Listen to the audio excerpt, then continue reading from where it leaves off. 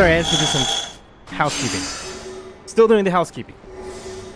I should have done it before stream, but Pork said no. That's me.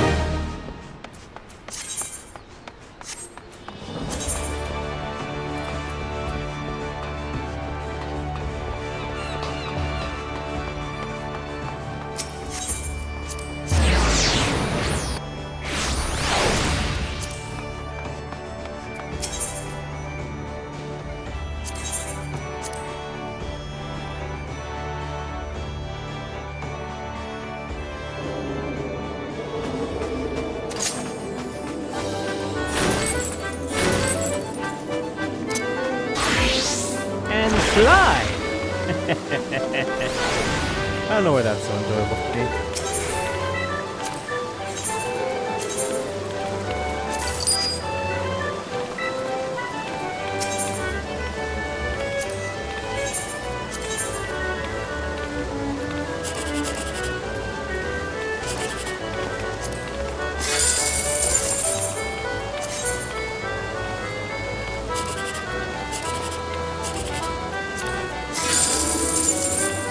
Nah.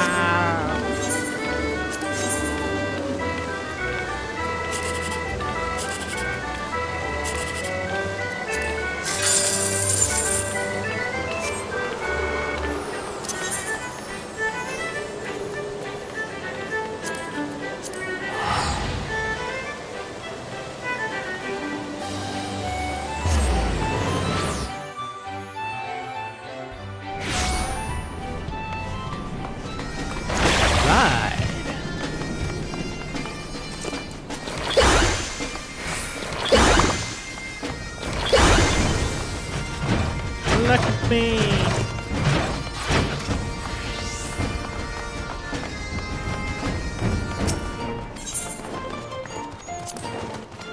Thanks, Chloe. Look what I got. Oh, nice. Run.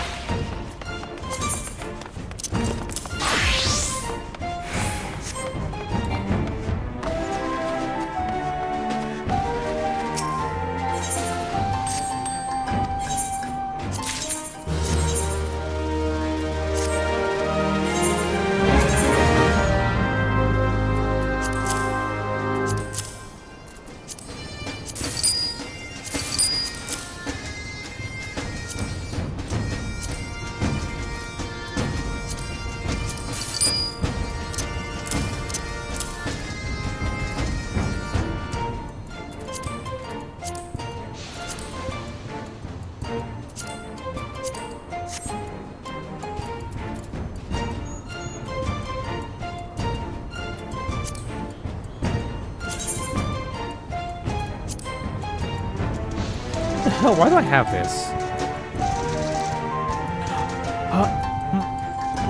Is this for relic weapon?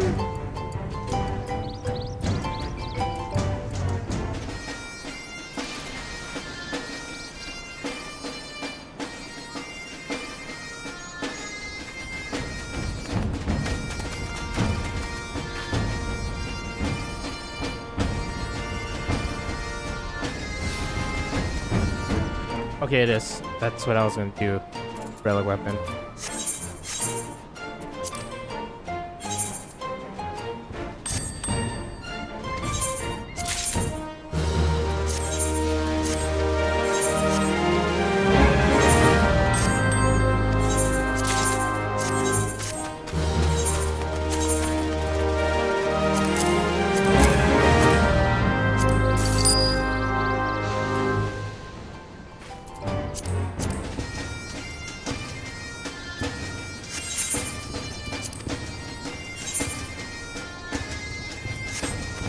Alrighty. I think that's all the upgrades I needed. For now.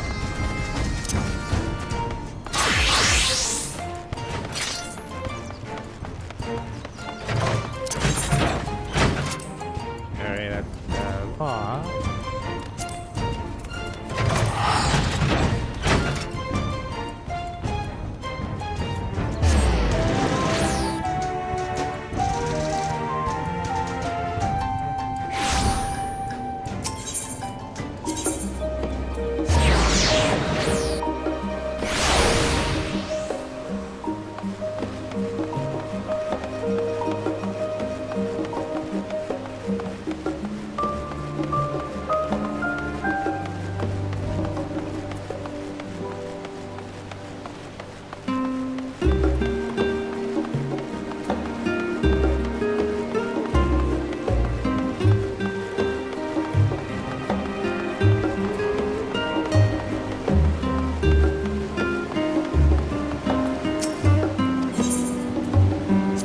Little ways you save money.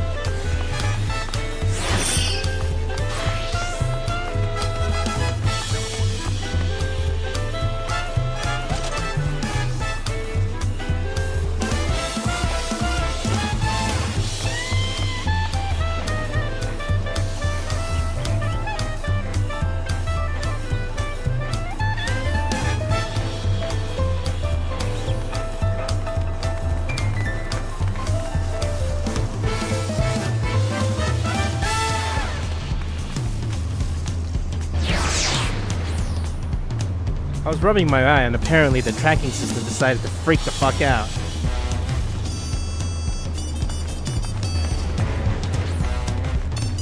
Alright. I've been waiting for what feels like days and eating enough for a bao-cooked Eva's tacos to feel normie. What is it that you'll like to know? Did I ask? Our main concern was conferring the state of the road ahead. As I recall, at reach Urpopacha.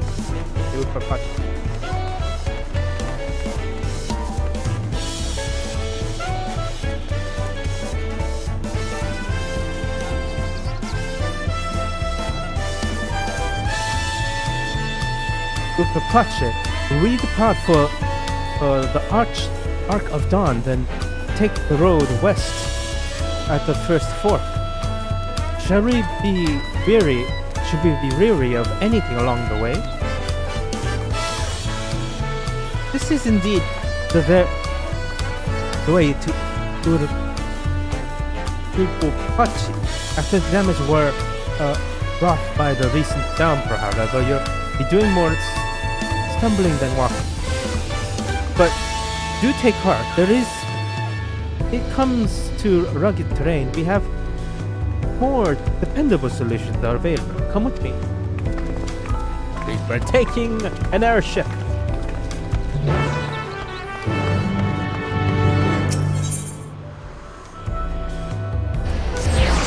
Oh, alpaca. Ow, that Parker.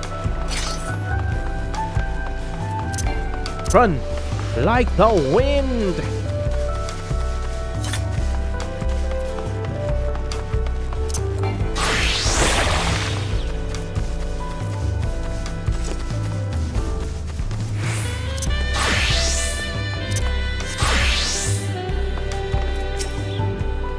The beasts are sure-footed, that's for certain.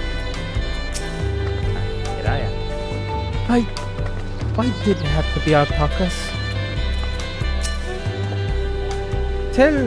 Talking to the Pelu before we depart was a wise decision. I, for one, would rather not brave a treacherous, slippery trail on foot. The Pelupelu, who all being small is confusing enough, but those masks make it almost impossible to tell men from women, let alone guess at their age. Oh my, are those fluffy babies our mounts?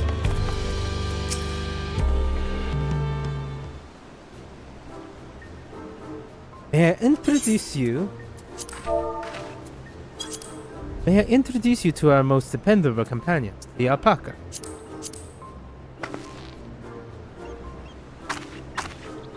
These animals can traverse Urpopacha's steep mountain trails as if they were a gentle valley, beards, and all will carry heavy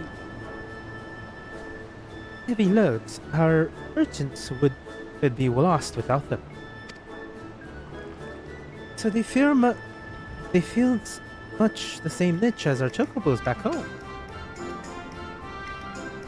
Don't have alpacas in Eorzea? Alpacas are native to York Turor. Eorzea has its chocobos, and the eastern lands has their horses. Why not go to the trouble of breeding another wild pack in a place which here suited its qualities, and where it is not needed anyway? But must we ride these little monsters? I've got the impression you are not fond of the alpaca.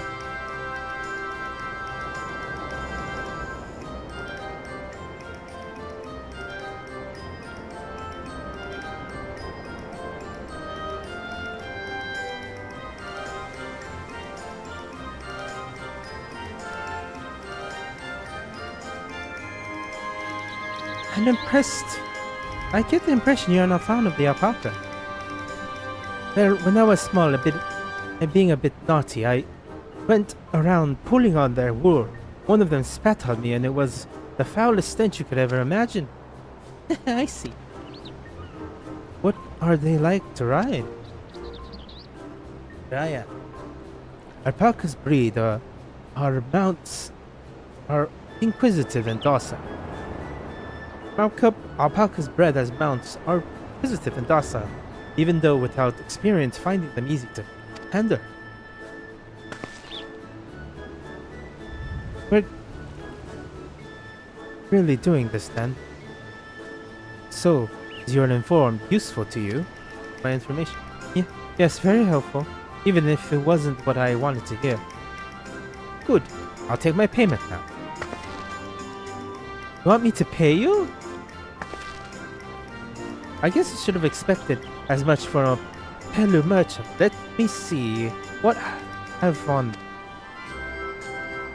The Pelupelu value the act of spreading joy through trade, as you should know. They take pride in making deals that benefit both parties.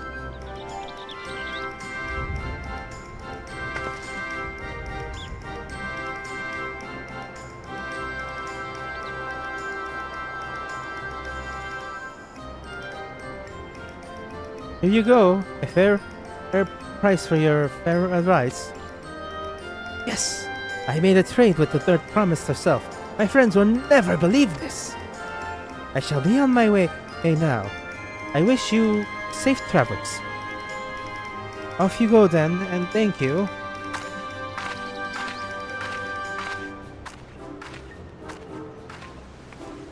I better not get spat on again.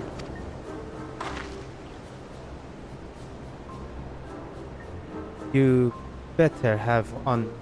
You brought that on yourself. But remain calm and gentle, and so were they.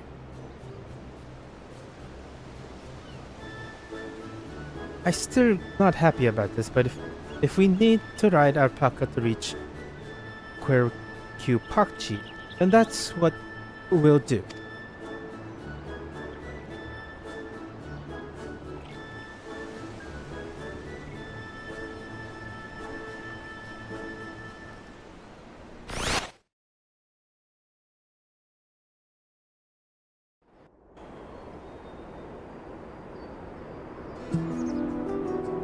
Look at us. Turali poets of yore sang of a mountain that would stand tall, even should all other lands sink beneath the sea. Indomitable and eternal, it arises from Urpopacha, the 100 peaks of time.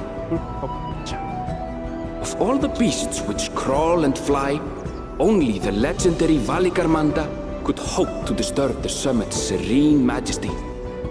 Yet, with that flying calamity imprisoned by the Dawn Serpent, what great feat remains for those who would claim the throne?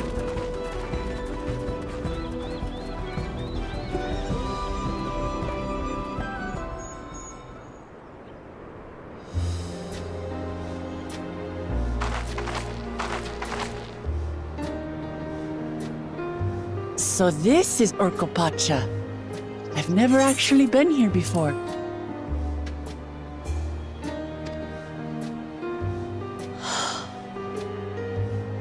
The air is so crisp and clear. Mountains everywhere you look. That one massive peak in particular has quite the presence. It puts me in mind of Tsohg. That is Workor Sormor, the tallest mountain in Yogg-Tural. Its sheer height makes it an imposing climb. But there are other reasons the ambitious keep their distance.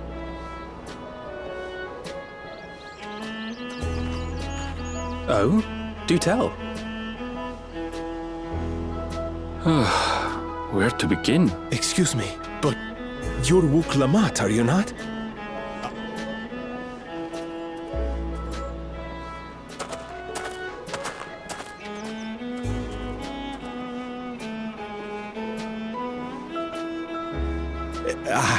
But I should introduce myself. I am Bol Nok, a weaver by trade. Well met, Bolnok. We're on our way to watch Pelupelu. Truly, I've just come from there, as it happens. I'd asked the Pelupelu who sell me their wool to give me a tour of their alpaca ranch. The head rancher and I shared a bottle of mezcal while he explained the finer points of wool production. Mezcal, is that a local beverage? It's an Urpopacha specialty, a spirit made from distilled agave heart juice. Yes, and it must have done wonders for my mood, for I tripled my usual order of alpaca wool. They did offer me a discount, though, so it wasn't a bad deal in the end. But listen to me, boring you with my tedious stories. I will leave you before you are lulled to sleep. Goodbye, and safe travels.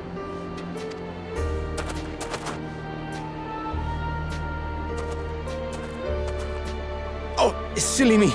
I almost forgot to say the thing I actually wanted to say. Peace for Tural. I agree with your vision, Third Promise. You have my support in your bid for the throne.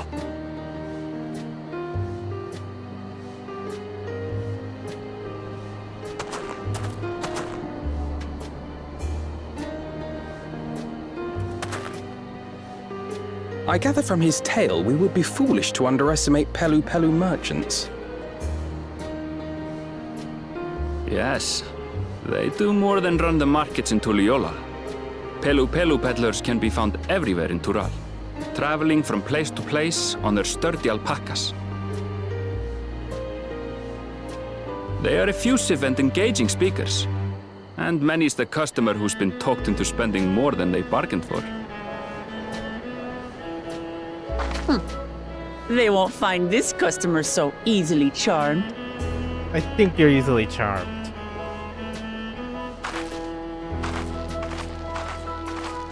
Watchun Pelu's down the path! Off the main road! Don't get lost! It's right there. Oh my god. Right there. Like, don't get lost, young lady.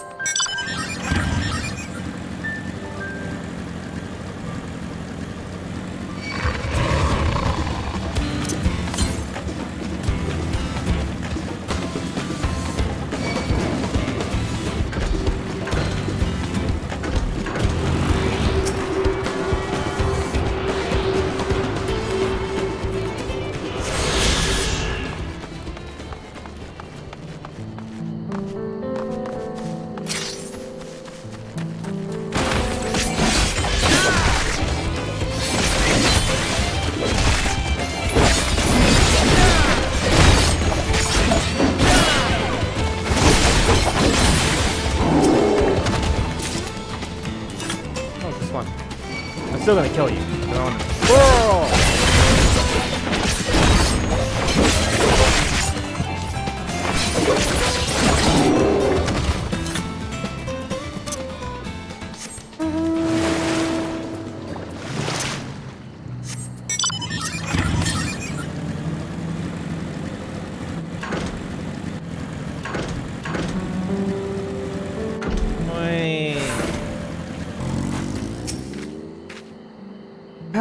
The palace crowd were more supportive of her brothers, but while Lamat's peaceful politics do have her quiet adherents, I see.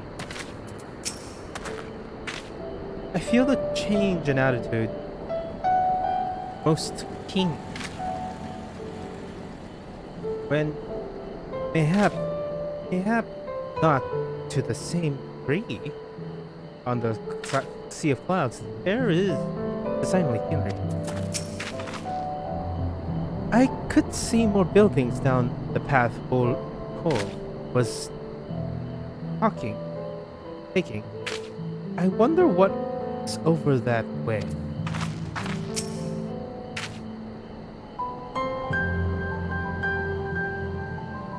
This is Pelupelu, home of the Pelupelu. What lament should be arriving before us?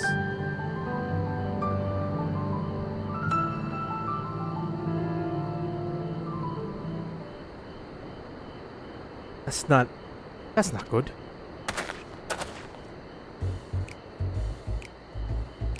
You've come all the way for a ritual rite of succession. So this means I'm exchanging words with a future Dawn servant. But please, the outcome is far from decided, but it is a possibility. Oh, now, how fortunate then, and that ideal in cloaks weaved from especially luxurious alpaca wood. Such a garment would look magnificent when draped over the shoulder of our budding ruler. And the nation's ruler should dress her best for her adoring people, yes? Finery of our finest lady. That's right. Come, third promise. My well-stocked shelves are about steps away. Finest lady. I like the sound of that. Right, I suppose a quick look won't hurt. What do we talk about? What did we just talk about? Arendelle, when did you...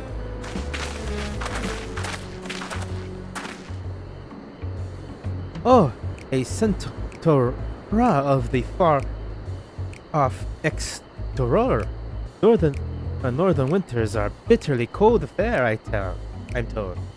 I cannot imagine how you survive them without a lovely warm cloak of high-quality alpaca wood. No, thank you. I'm not intended of new clothes at the moment, and neither is a third promise. Perhaps another time. Of course, of course. My shop door is always open.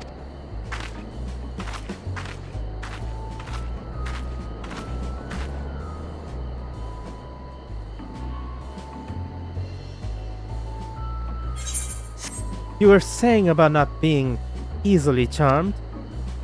I was just, As I mentioned previously, the Pelu people live for bringing happiness through trade. They won't cheat you or sell you defective goods. They will, however, disarm you with their daft turn of phrase and unwitting customers like Wat Lamat fall prey to their affable approach time and time again. You only recourse is the clear and firm refusal. They won't pursue the matter should you make your disinterest plain.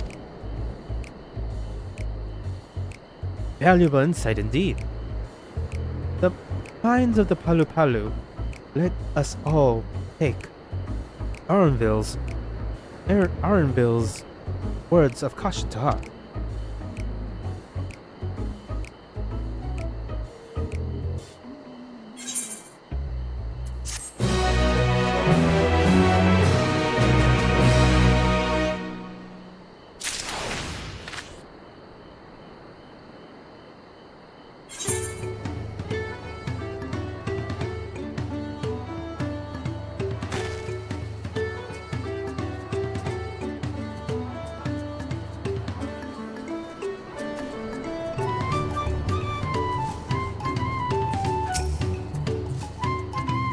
Well, the man is lucky to have Arnville. Anyone, royalty especially, needs a friend unafraid to chastise them when they need a ride. All those houses are made to Pelupelu size, and mine too, come to think. 'Twas seems that the Pelupelu are also particular to coffee. I swear, I let her out of myself for one moment. Not my finest moment, I admit. But now that we're here, let's do what we came to do. Find the Electro. Allow me to propose a strategy then. Cryo, Alice and I will speak with the merchants. While Wak Lament, you and Arnville might approach travelers and your passerbyers.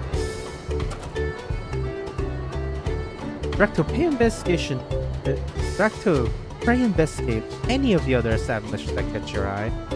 Shall we learn aught of use? Let us relay it to the third province.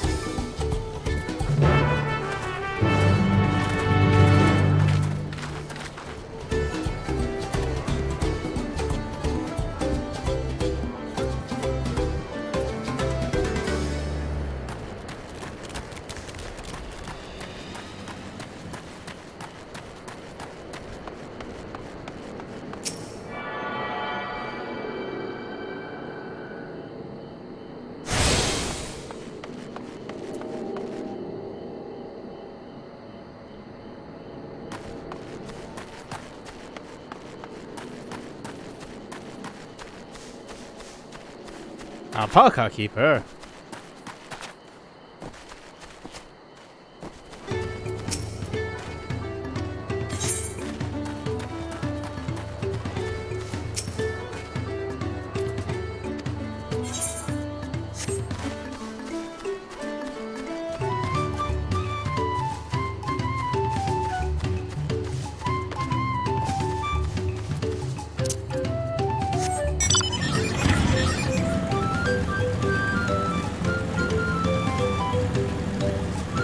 Oh god, oh god, oh god. Oh god, the bike's going out of control. Oh god. Oh god. Oh, the bumpy road. There we go.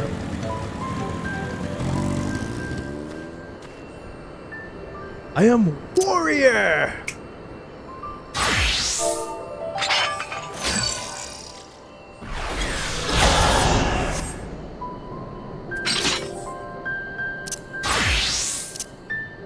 I'm gonna level up my warrior as an ult.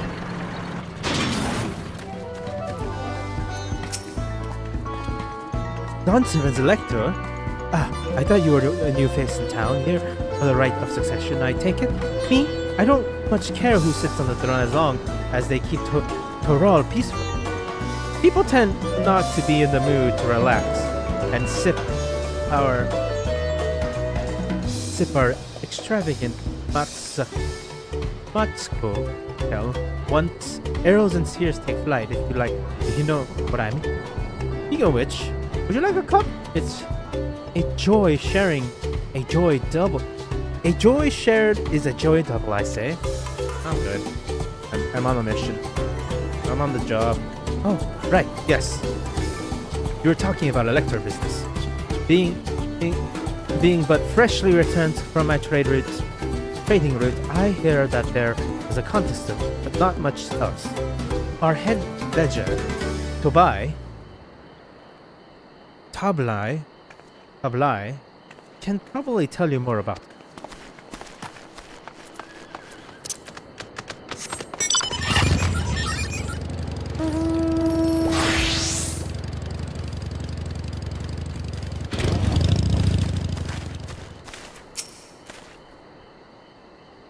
Electors? Oh, yes. I heard all about the right of succession. They're looking to put a new ruler on the throne, eh? Personally, I'm rooting for Tsohg Jah. The first prince wins, he'll look to expand our sphere of influence. That means access to more resources and more customers in 1,000 column potential. So many new trade routes, opportunities to spread happiness far and wide. Others have been coming around to my way of thinking, so I'm beginning to craft good, inspired by the resilient sun. Would you care to purchase any? No, I will not. Very well. You said you wanted to know about the Elector. I could help you, but I won't. I can tell you're not a supporter of Jah or his politics.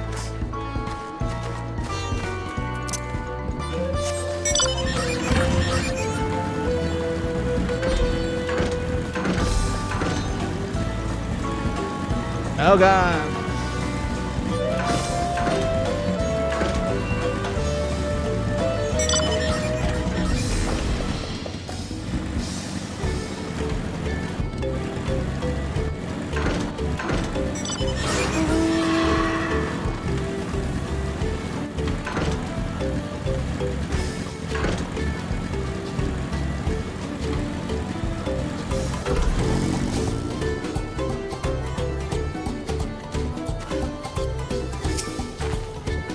Hello there, I'm Amal Babaloo. Did you have a question for me?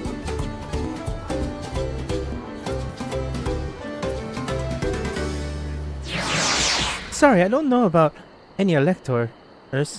You should take a moment to see our prized alpacas before you leave, huh? But be sure to admire them from a respectful distance. To get close, or our nervous darlings may be tempted to spit on you, and that stuff stinks. It happens to a visiting buyer not so long ago. Toblai, that's the head of the rancher. The head rancher was so mad at me for not giving a proper warning. No one made a mistake without Toblai's notice. Nobody makes a mistake without Toblai noticing. He knows everything that happens on this ranch.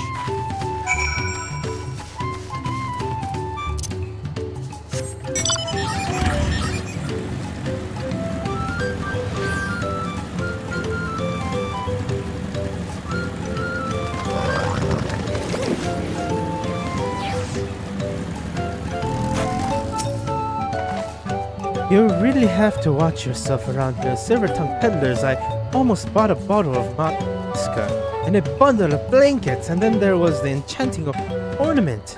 Anyways, I did manage to learn that Toblai is the man to talk about the contest. And if only they share with this head ledger of theirs to be found. Really? He's also the head rancher. Well, the Alpaca ranch is not far from here. I say we pray a vision before the others return. Hey.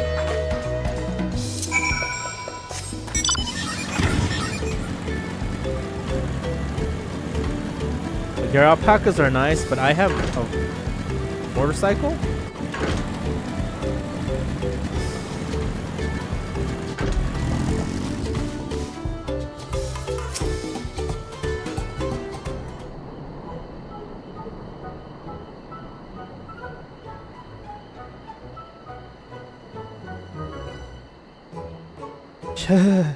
That's a lot of alpacas. Still, we know the head ledger could be here somewhere. I cannot let fear deter me. And not to say that I'm as scared, of course.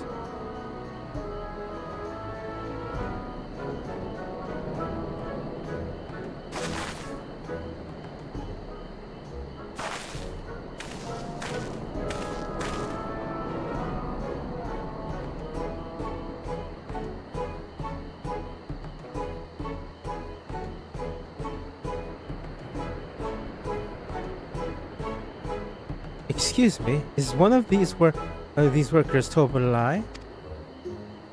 Toblai? Oh yes, he's like to mingle with the ranch hands and keep an eye on things. I can't tell you which one is though. Can't? Is this part of the contest? All I can say is that Toblai often mentioned his favorite pugnant subject. He also can't resist a profitable trade, though. Who among us could? Am I right? Still, if you bring him a very good deal, he might let his item slip. Huh. So it's like a game. Easy enough. All I have to do is offer Toblai a deal he cannot ignore.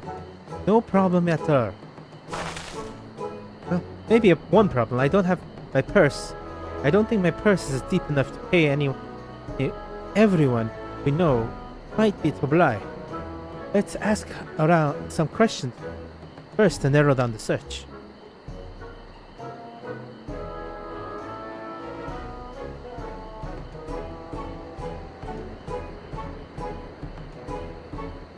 Great! We can meet back here to share our impression.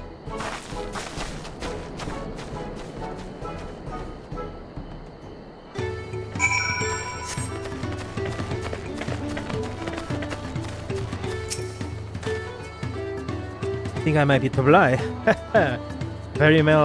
Well, maybe I am. All I would say is that in this village, none have reared more alpaca than I. Am I Toblai? Yes, that's me. Excellent work for the third property. Entourage, sharp instincts.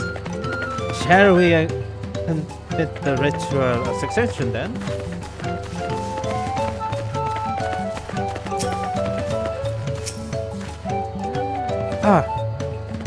A visitor from across the Sart, if I'm not mistaken. Be warned, the alpaca will spit if you started. I suggest you keep a movement slow and deliberate.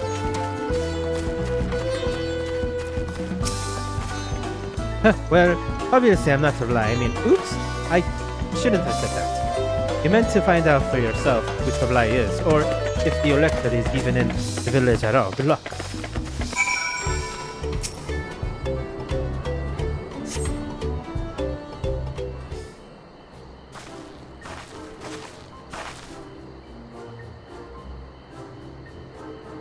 I see we're both done with our interrogation. So, who do you think it is? I have my suspects, but let's hear yours.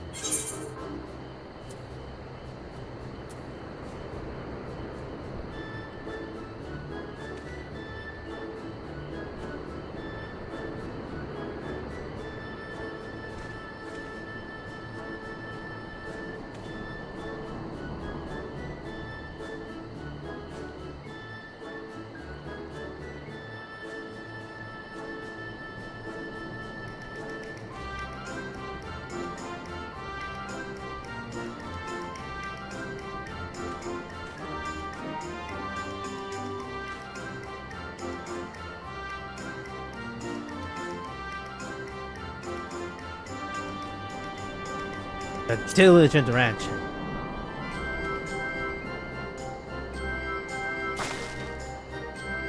The worker, so intent on stable chores, I had my eye on the one too. Time to rip the mask off our mysterious ranch hand, so to speak.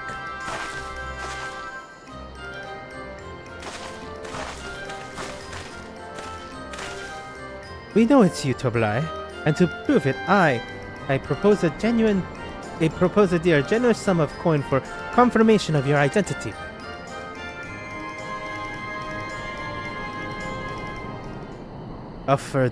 An offer I gladly accept. As you have correctly guessed, I am indeed Toblai, head ledger of Pelu, and head ledger and head rancher of the family ranch.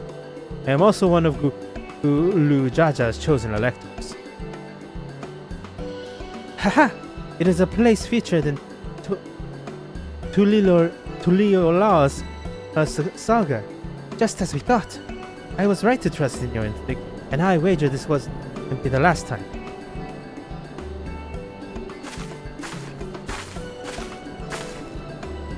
She found you out fair and square, Toblai. I'm glad she did. Would have been a pity had she been in here.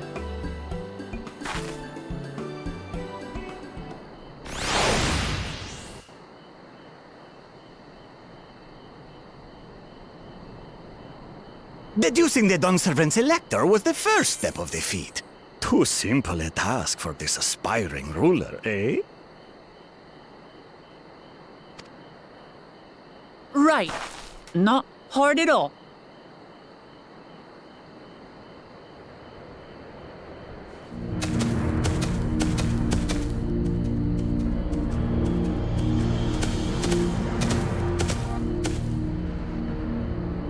Zoralja.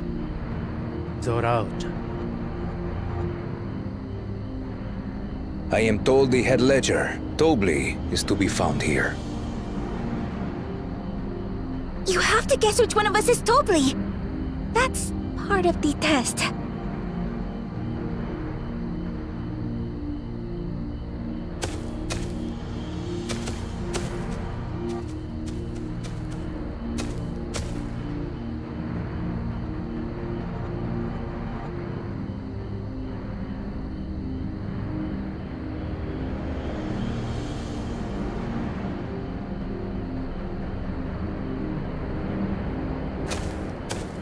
You're Tobli.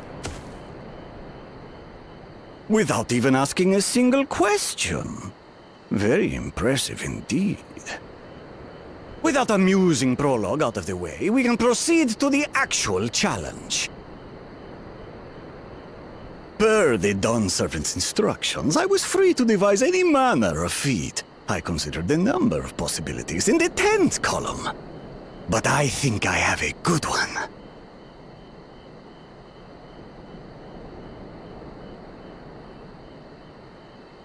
You must go forth and capture for me an alpaca.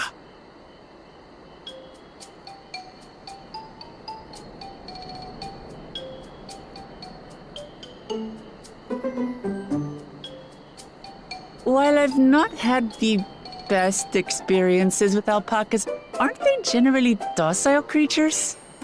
That doesn't sound like much of a challenge.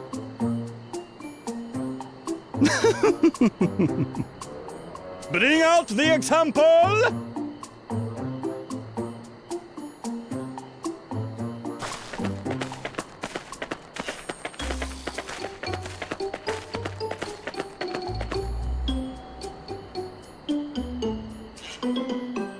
This is a special kind of alpaca. Would you please approach the animal, Third Promise? Who? Me? Well, it should stay calm if I stay calm, right? That's what Erinville said.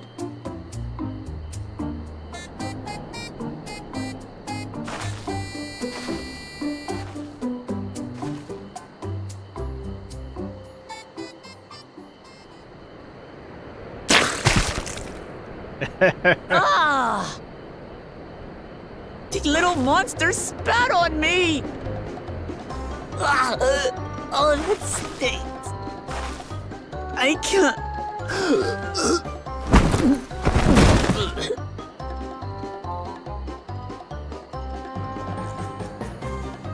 Alpacas are paradoxical creatures, being both extremely curious and extremely cowardly. Press your luck when they're frightened, and you'll get a face full of spit, as you've all just witnessed. Has an awful stench, their expectoration. The globs contain half-digested food, you see, making it an effective deterrent against perceived threats. Wild valley breed like this one are especially timid and can therefore be quick to lash out. They're also especially hardy. Indeed. We take the rugged wild alpacas and breed them with our gentle domesticated stock. This produces the strong but beatable pack animals prized by our traveling merchants.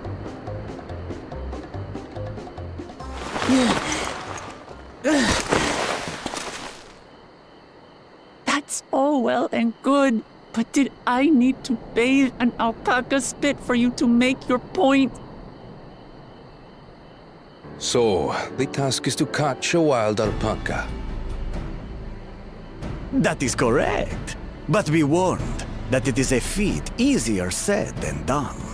I suggest you prepare well before you enter the valley where the creatures dwell.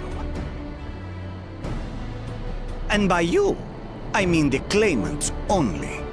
Allies are not permitted to assist with their catching.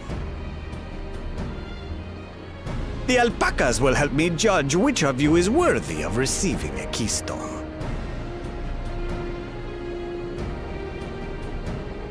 So I'm to chase down a fluffy, spitting demon, and that somehow proves I'm fit to rule?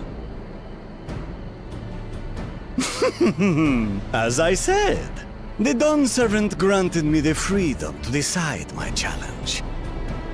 And when you reach the end of the rite, I dare say you will understand why I chose what I chose.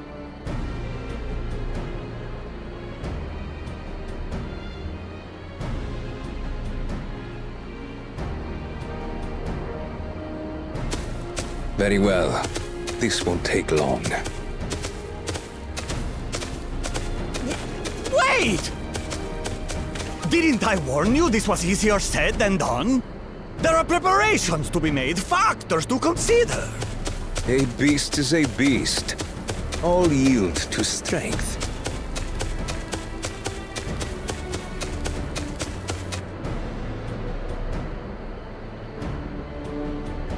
So far, this experience has done absolutely nothing to improve my opinion of alpacas.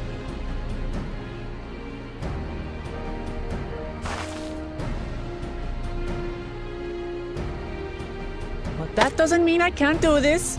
Revolting spit aside, they're just another animal.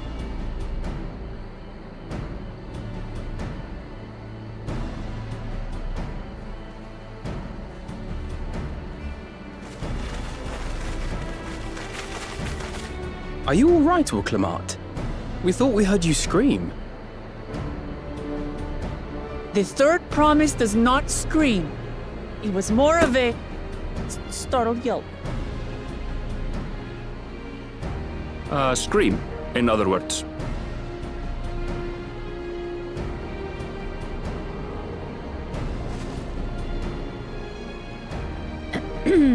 Did you find the Elector? Oh, we certainly did.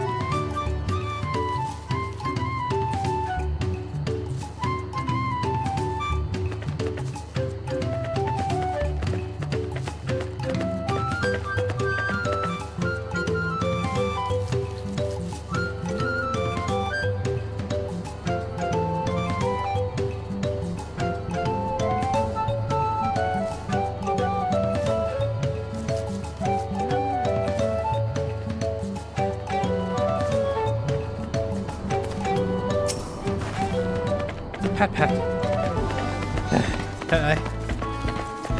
Here I am.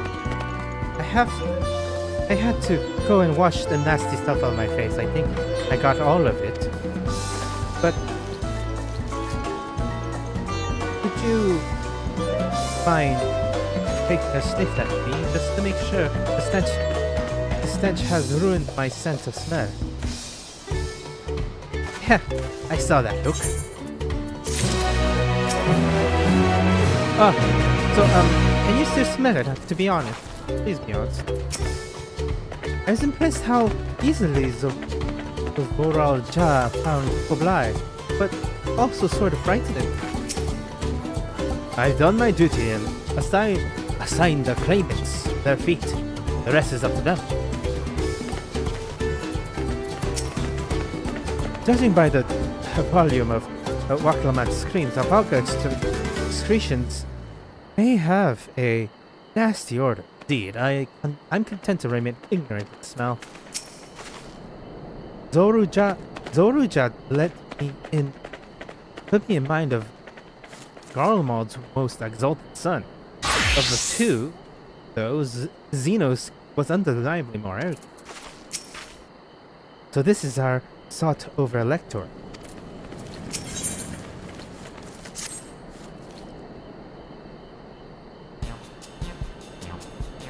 As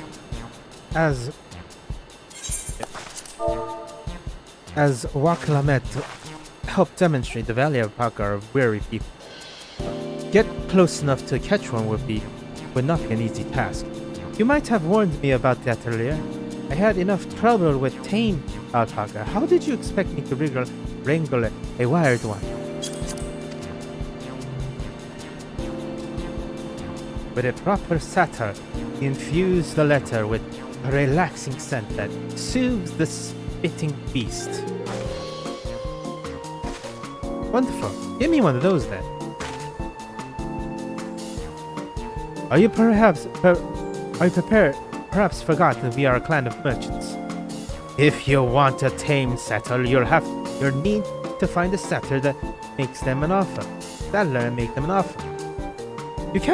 You cannot come cheap of. They do not come cheap of course. Crafting a satyr will cost an equivalent of 10 pair. 1,000 in the 1,000 column.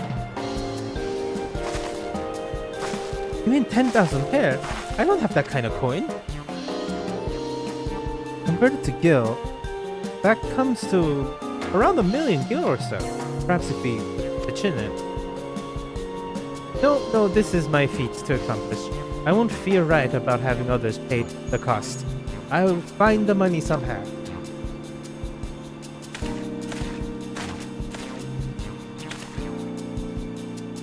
In that case,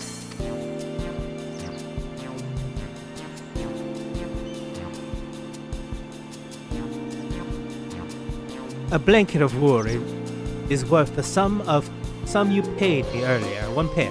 In the 1,000th column, 100th column. Beginning with wool, you can trade for. Beginning with wool, and trade for every other valuable good until you have something suitable to bargain for the statue. Ah, that is a nice gesture. But you think I can then turn a 100 pair into 1 million? That's 10,000 times more. Need 10,000 pair, not 1 million. So we're looking at 100 times more. Oh right, I panicked and got it confused with Alphanod's million gear.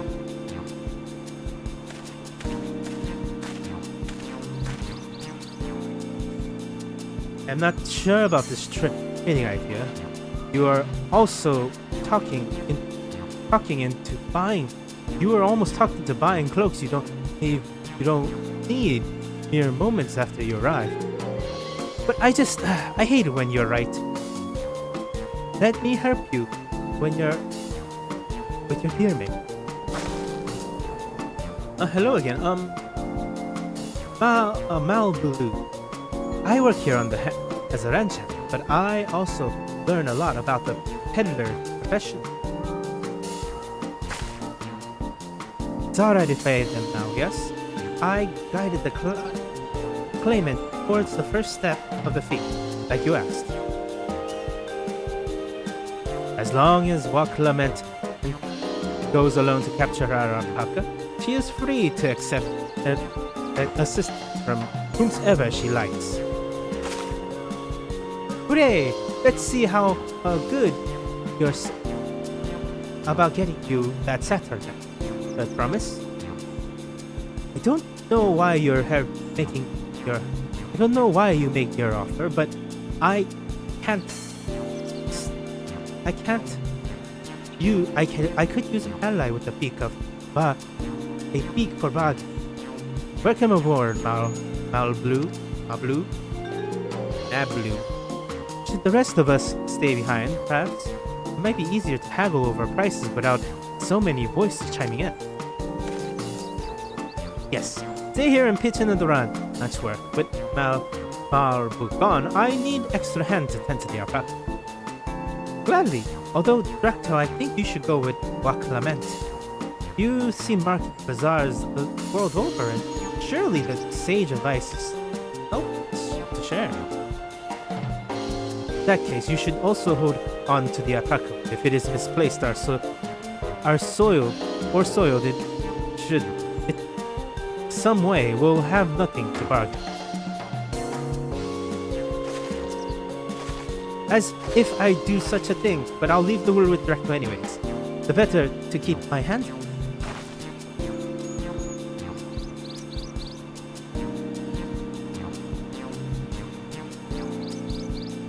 To bargain, I suggest we take trade to the world to heavily the saddler. He won't agree to the deal, of course, but it'll give us an idea of how much he'll accept for his wares.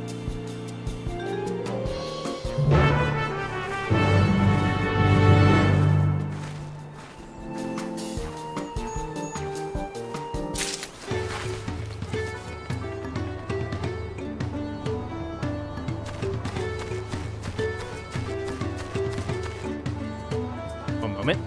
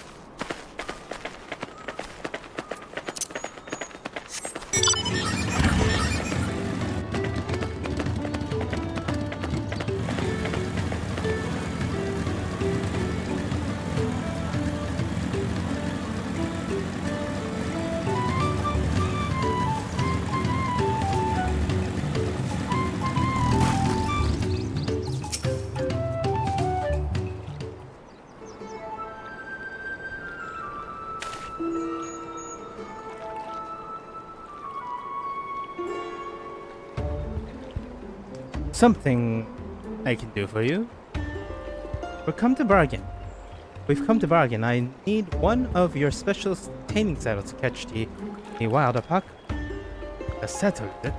Ah, and how would you be paying for it? A blanket of fine alpaca wool.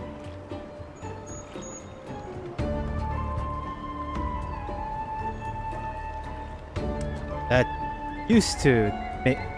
What use does a saddle maker have for wool besides? This should barely cover the cost of a single strap buckle.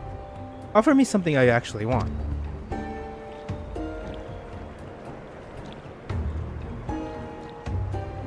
And what might that?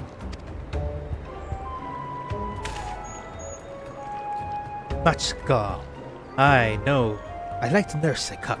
The day's end when I inspect my final work. Bring me a jug of quality stuff and you've got yourself a deal. That bodes well for us, Third Promise. Such a mud schooler can be had for only 5 pair in the thousands club.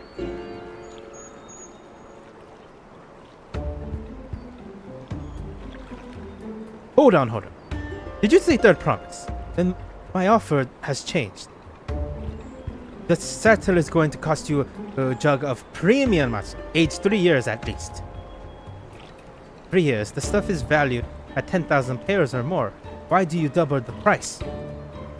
Because I must support a man of ambition who will see my business proper. Zoral Jal will go to war and his cavalry will need saddles. Lots of saddles.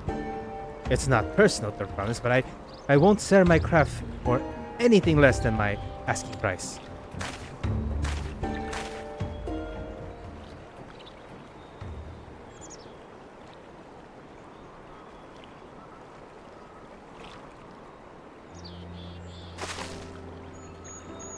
Can't say that I blame him. I know of championing peace, and peace is unlikely to bring him more customers.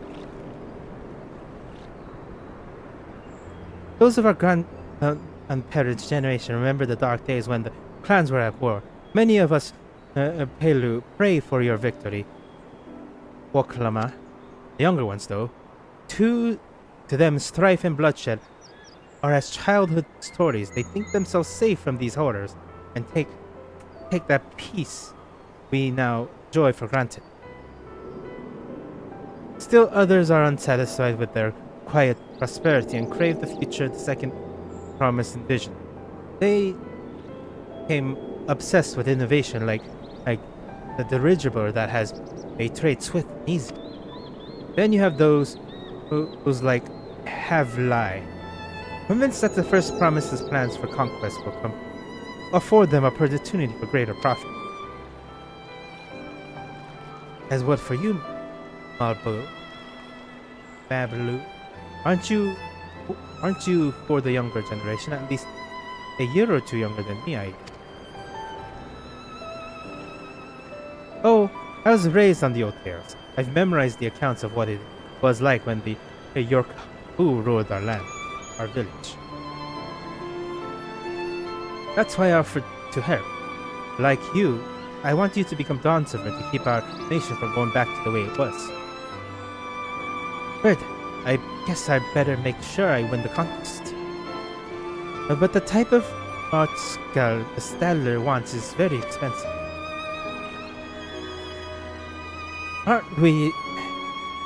Haven't we expected to need 10,000 years from the outset anyway? Nothing changed. We just need to get on with it. I may not have the head of a trade or the stomach for alpaca, but I won't give up with the piece of Tellurial law on the line.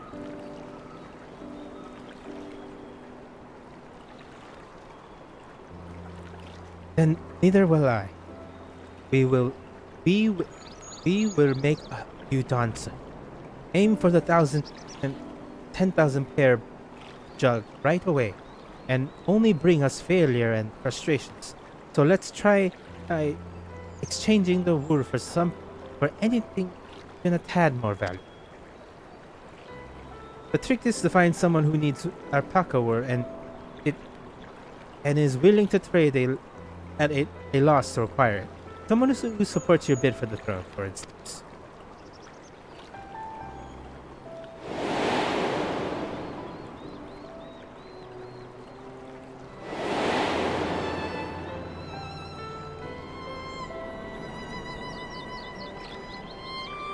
Of course, the weaver. Q was his name, I believe. Went out of his way to stay here to greet my vision, and he was here to buy wool. I think I remember the direction he was going, but for now, let's head back to the road where we first met him.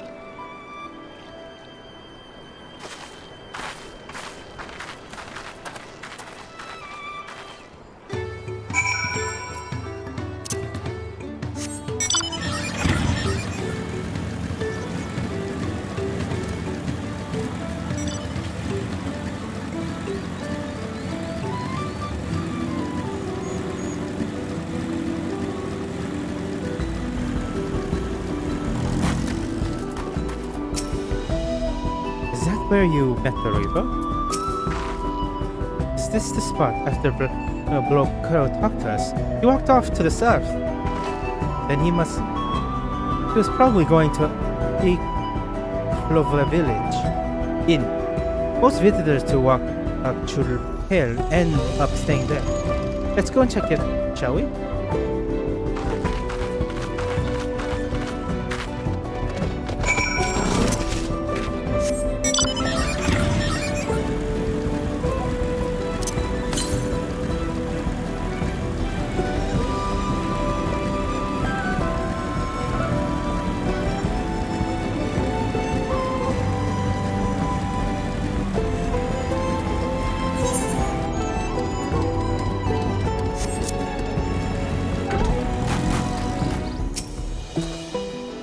Ah, we meet again. But wait, weren't you all on your way to watch Pelupelu? I hope he's willing to offer us something wonderful in exchange. Can I have the basket, Drac'to?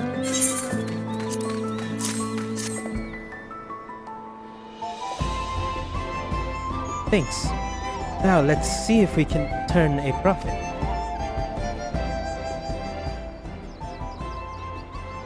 Exactly. I'm glad we found you. Are you interested in making a trade? Third promise, you wish to do business with me. Might I ask what this is all about?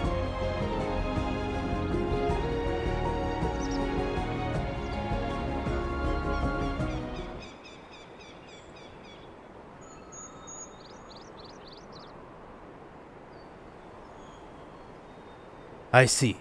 So the goal is to turn the basket of wool into a jug of 2-year-old premium matcha. Then allow me to invest in your efforts.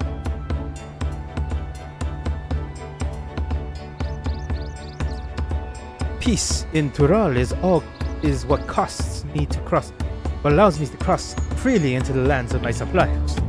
Naturally, I prefer the one and pledge to preserving the peace, winning the throne. Thus do I humbly offer you a wool poncho, a small token that I pray contributes to your victory.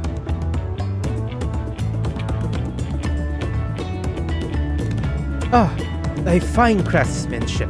A garment like that would easily fetch 5 pairs in the hundreds column. That's very generous, Q. Thank you. I promise I won't let you down. I have every faith in you. Third promise, may fortune bless your future dealings.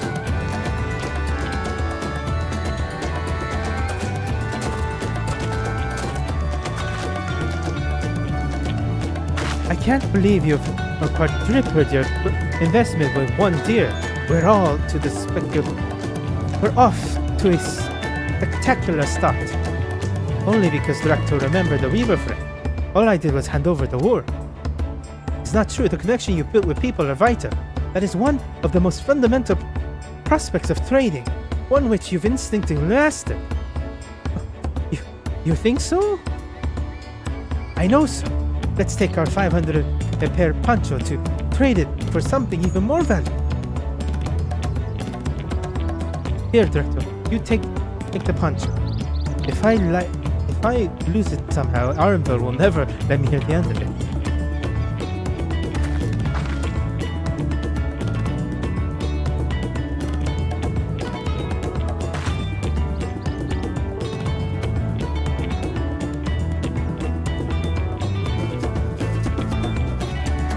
Also, our first teal is waiting to be found.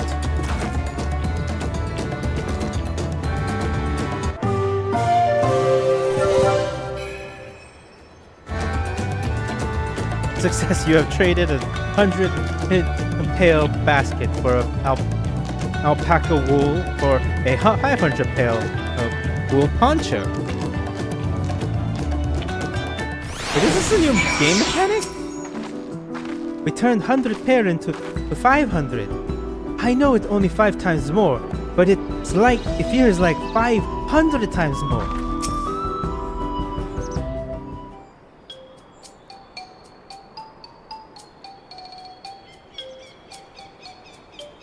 Leveraging connections is a sound strategy, but we shall also consider supply and demand. The individual is urgent need of a good poncho would offer more than a merchant simply looking to stock his shelves. That makes sense. But how do we know if someone needs a poncho?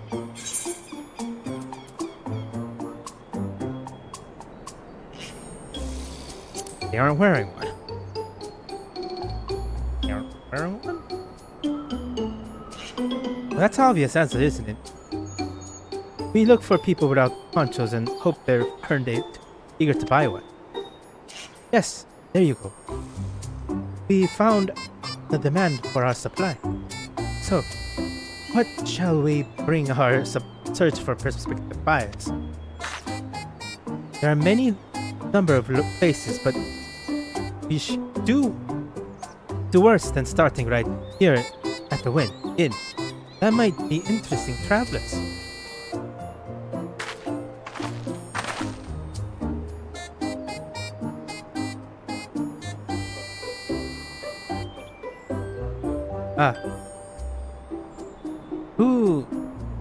Who here needs a poncho? As a Murmurja, we hardly wear anything to begin with. Those are probably Landsguards or Cersards. Murmurja who soldier for the living prefer not to wear much above the waist. It hampers their movements. And so if they have bared shoulders, Murmurja carry arms to be stuck off the list.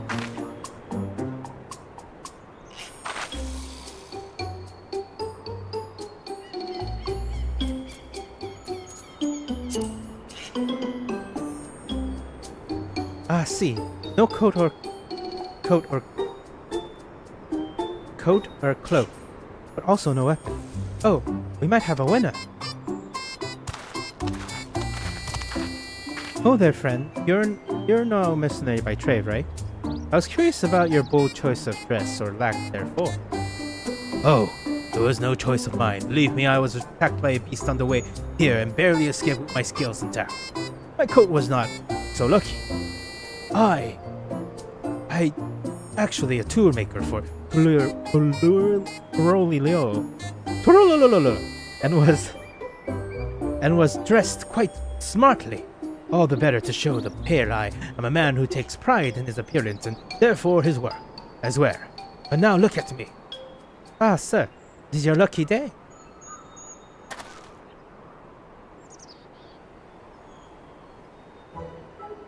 What a splendid poncho.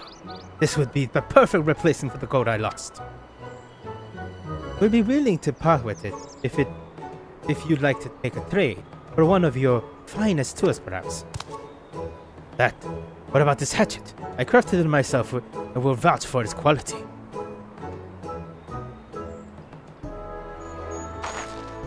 The blade looks sharp, the hilt made well. I'd value it at one pair in 1,000 color. Oh ho! For 100 to 1,000. We have a deer. Wonderful. A fine garment such as this should put me on even footing with any Pelu merchant. Like the enormous owner of the Pelu's mate garden, for one. Her field hands use hatchets to harvest the mate, and I thought to impress her with the tool I sold you. No matter, I have other wares to sell. Sir, glad I am here.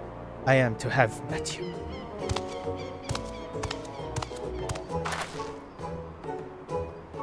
Did you hear that?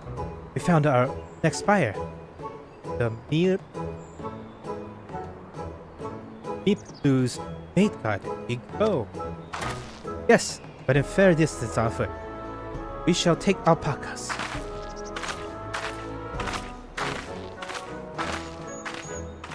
Those ones were com type, right? Oh no.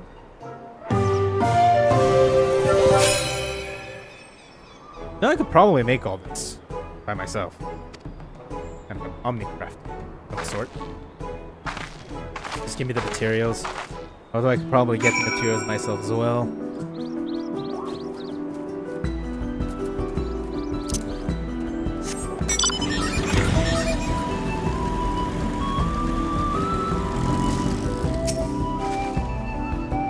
Here we are again, riding alpacas. Well done recognizing the toolmaker as a potential customer. If you're in mind to change professions, you make an excellent merchant.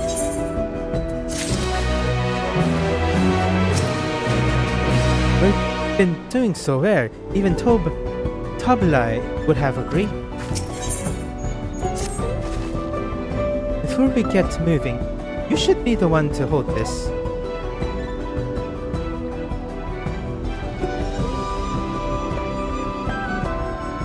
With that, I suppose we should hop on the alpaca. Pelupelu has kindly provided. Ready to go? Let's mount up. Oh, no. If I'm going to catch a wild alpaca like after this, I can't be shying away from the tame ones. No. That I've scared of them, do you understand? With their nasty, disgusting, foul-smelling spit.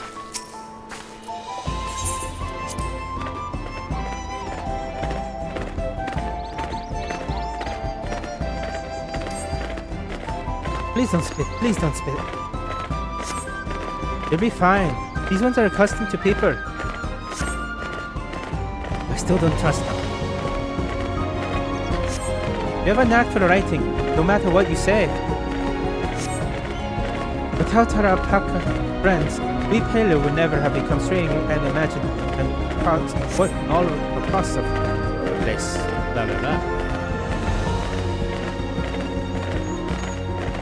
I swear the mountain is taller from over here. Zoran was the name. Forbidden sight, isn't it? Foreboding. Once I have never approached up close. You have to take the long way around the cliff to get there. To the highlands alongside the Your Hugh.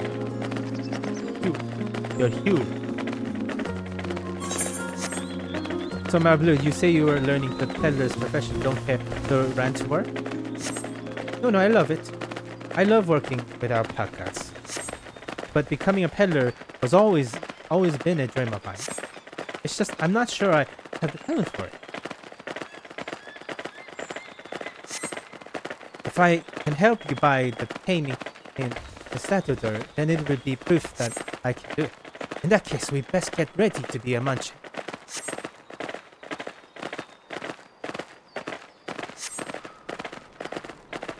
I missed my line, didn't I?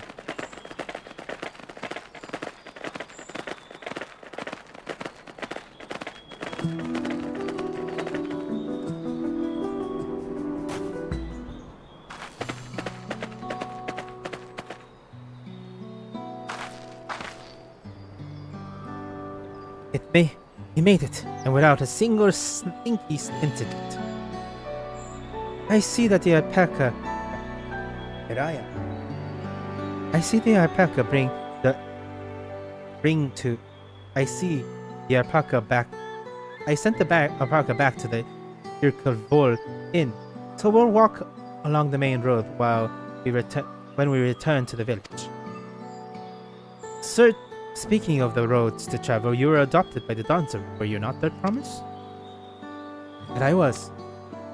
Then perhaps you understand I am an orphan too, you see. Pelupelu took me in. He took in all the ranch hands, actually. All of them? Yes, and everyone works hard at their chores, grateful for the opportunity to repay the head ledger's generosity. Yet here I am, the only one wanting to go off to be a merchant.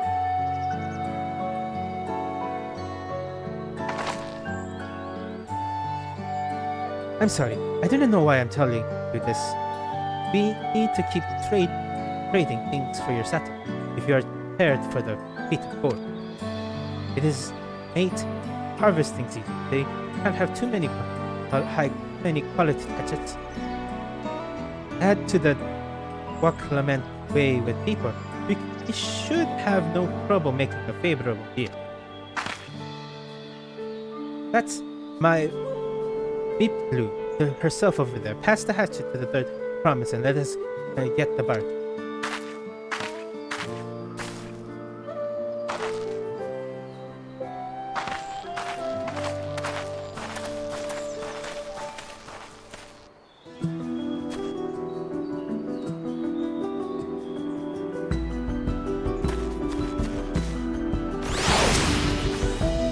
What do I owe this honor? Did you give the hatchet back to Wakalaman? Lamat? We should let her do the talking. You have the little axe for me?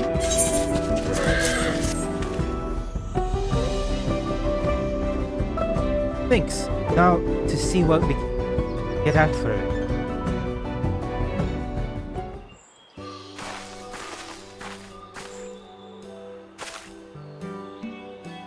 You're Pelupelu, the owner of these fields. I never mind to trade if you're interested.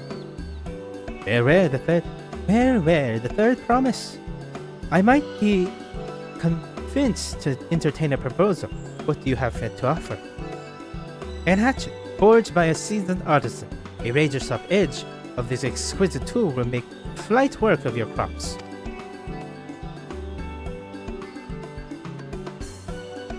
The quality is acceptable, I suppose. I offer you a large sack of meat. Leaves in trade, in exchange.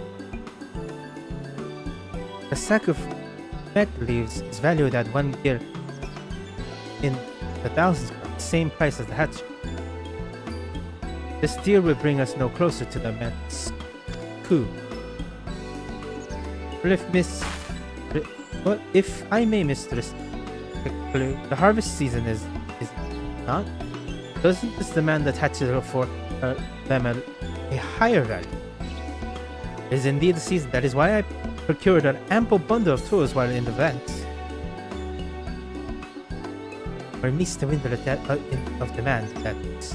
With a fair falling back on connections. Thinking of it this way, a generous deal here would put you in the third promises with graces. Surely that's worthy of consideration. I do not wish to give offense, but I must tell you that I stand with the second promise. His innovations will involve improve every aspect of our lives. I believe including farming, and I will not allow. I no longer have need of hatchets.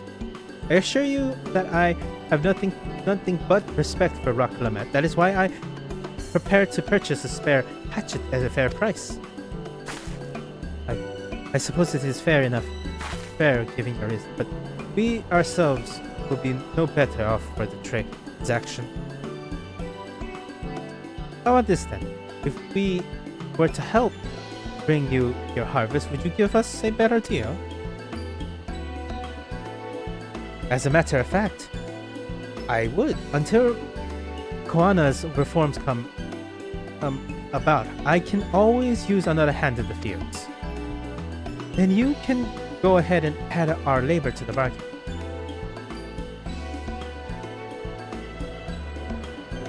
Add value to the tip the scales.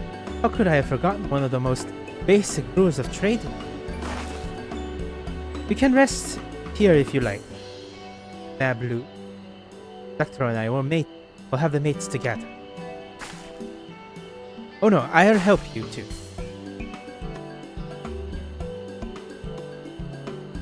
Off to the fields then. Mind you, pick the healthy leaves. I'll take five good bundles from each of you.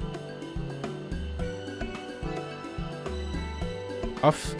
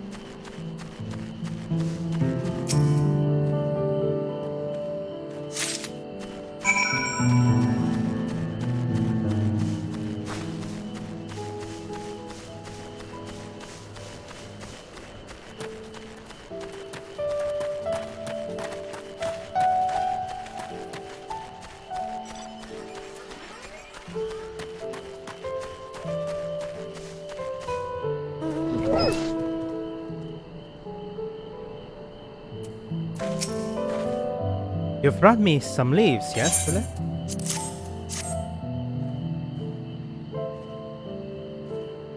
An acceptable harvest. We'll see how your companions fare before I make my decisions.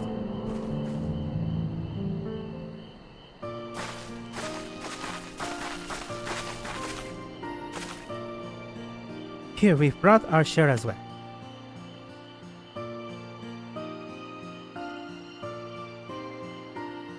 Thank you, Earth Promise. This is more than enough to hold up our end of the bargain. Now, it is time to honor mine for adding the value to your labor, the price of the hatchet. I prepare to offer you a full sack of your high-grade Mata leaves. Premium, mate. Brought to a shop, one sack of those leaves would cost no more than 5 per 1,000 color. And we will bid farewell to the hatchet.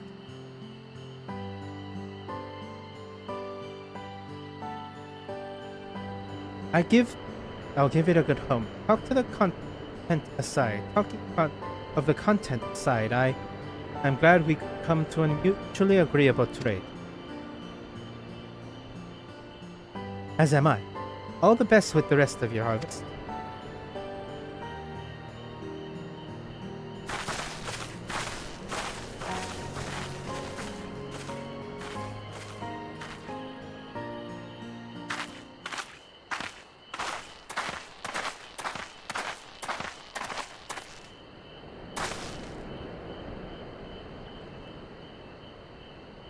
Blue, what's wrong?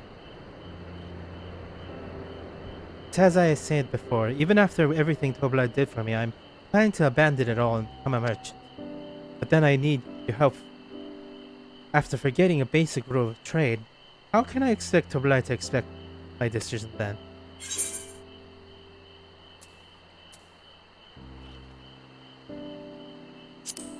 Have you mentioned your plans for the leaves?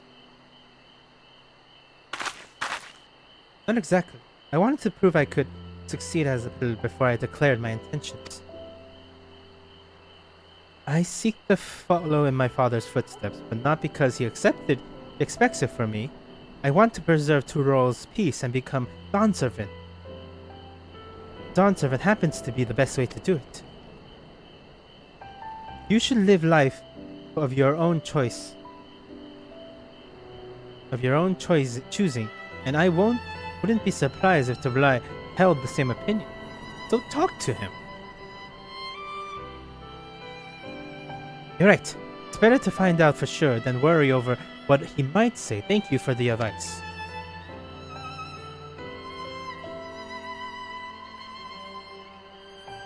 But first, we have a satyr to buy.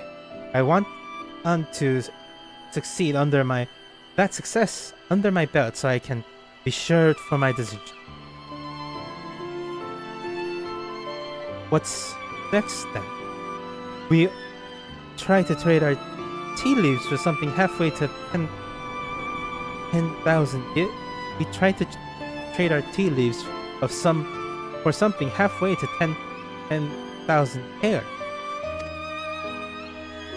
No, I think we're close enough now. I say we go straight to the premium match. Bargain our way into the double the value, eh? Think you can do it? Trust me, I will make this trade work.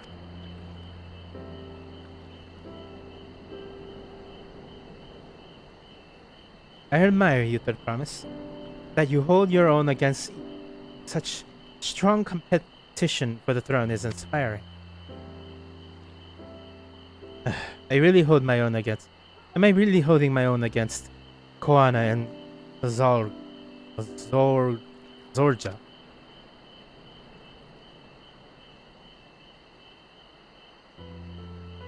I mean, of course I am.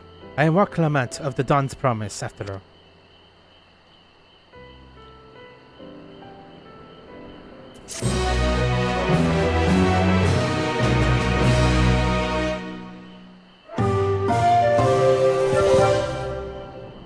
E.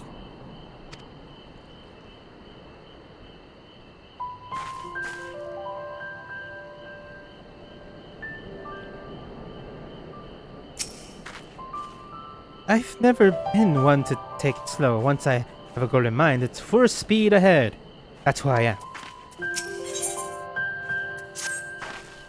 Before we go, let me give you the mate's leaves. I don't need to risk proving Arnvald's point.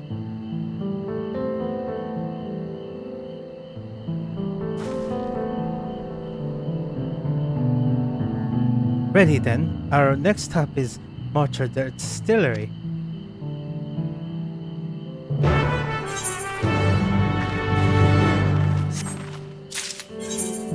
Alright, over there. Well, let's see. Is there anything here? Ooh. Oh, over there. Ah, see you over there. And these weird wild alpaca. Oh, you guys are huge. Behold the power. Beyond the...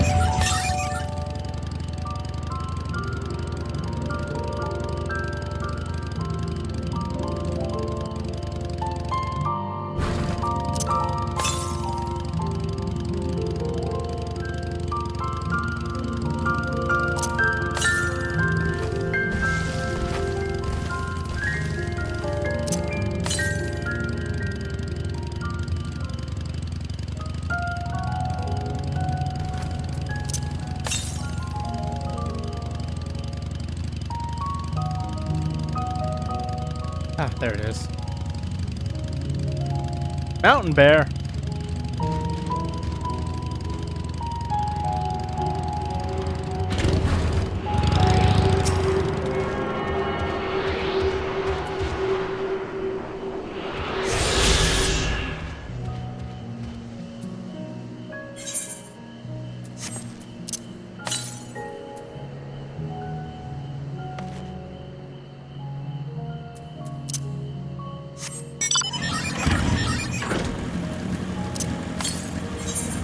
Oh, okay.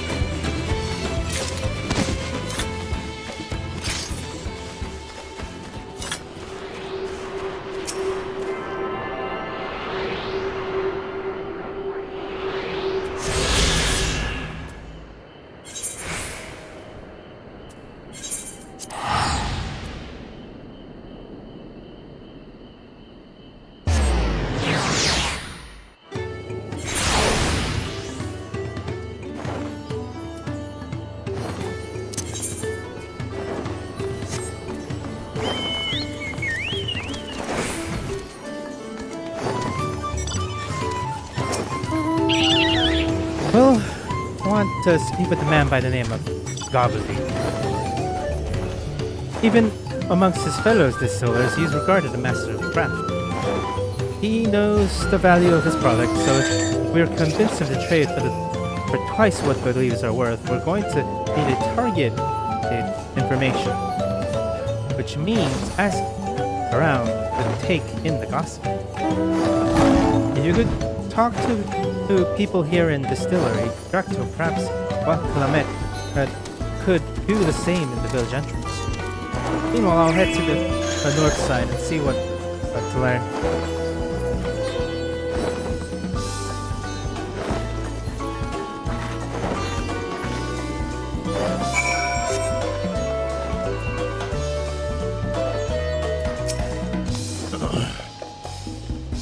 Hey, I'm a chef from Tuliro, Rome. I often come here to buy Goblas Mancho, the finest in Tyrol. According to my customers, he always brings out a jug during our deal, but I can't handle the stuff too well myself.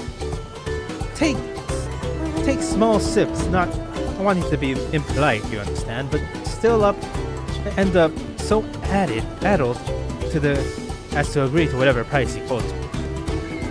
It would be nice to have less potent refreshment during such conversation, else I have to seriously reconsider our arrangement.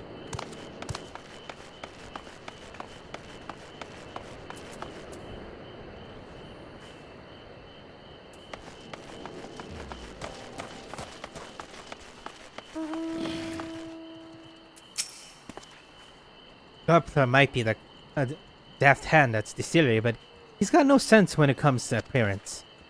rumor has it, he's been invited to the palace for business negotiation. If he presents himself to the court wearing his usual rumple attire, though, he'll be laughed out of the sun perch.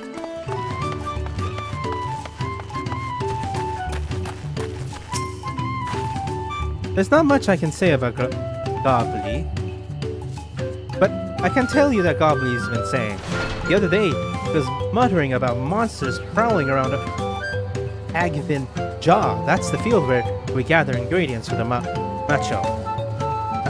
Mazcal. The presents have made it harder to procure some set ingredients and thus drive up the price of his product.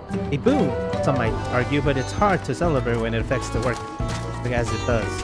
You can't rightfully bring joy to people if you can't make them the thing they love.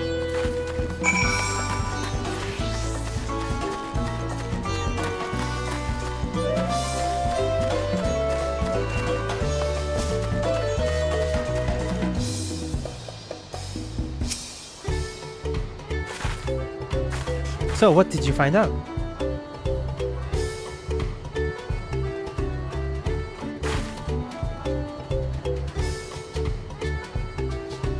Oh, we can make use of those to fit. The deal is good as sealed. As for me, I find out that Gobbly is working and there's a mirrorstone at the top of the slope behind the distillery. You go on ahead and I'll bring Wakalamet.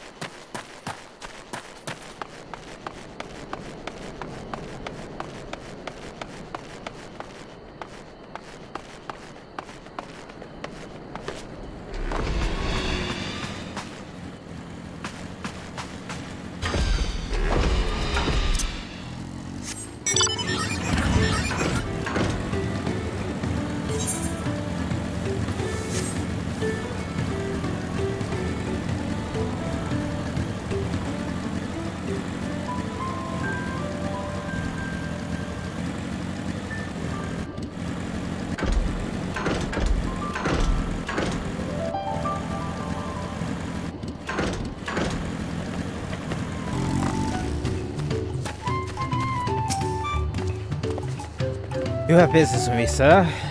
Why don't we talk down below,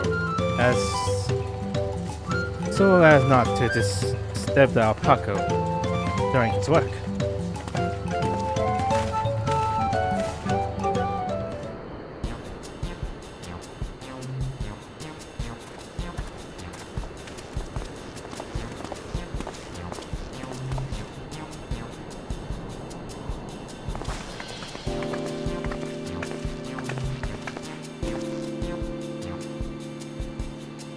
Now, what's this about? Keep it brief, if you would. I'm a busy man. We're in the market for a 3-year-old jug of premium matsu. Assuming you have any at hand, that is. An excellent choice. I was wondering. I will warn you, though, it won't come cheap. We don't have Pale, but we can offer a sack of net leaves in exchange. With top-grade stuff, like the match. No deal. Net leaves are as well and good, but I don't have any use for them.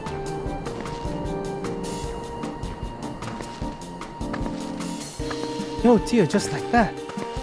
Still, I hate to send you away empty-handed. Why don't we sit and chat away over a cup of matcha? And the real deal begins. Which of our cards do you want to play first?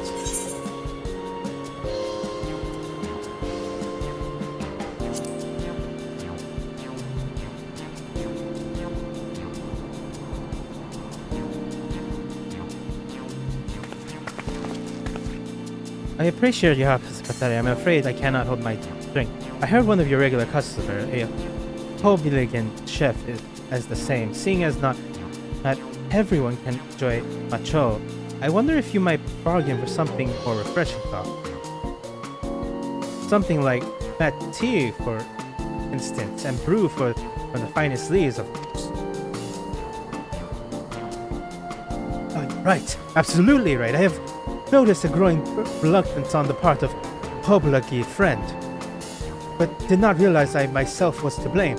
I must endeavor to do better, be a better host. Still, even with the added value to mine, no sack of leaf is worth the matcha you're after.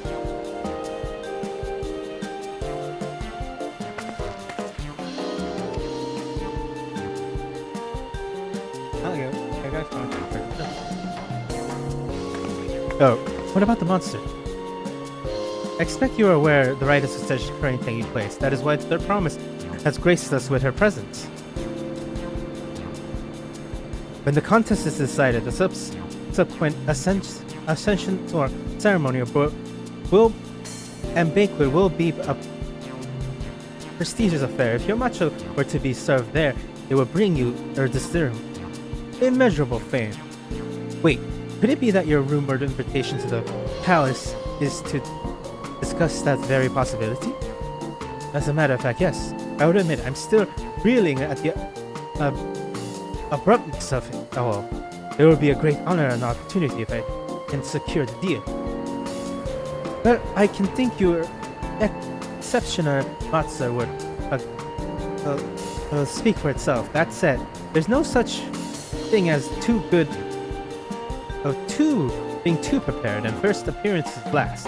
You want to be wearing your very best when you walk into the Volko's Sumas. It would be such a shame to miss the chance of a lifetime, and simply for wanting the proper guards.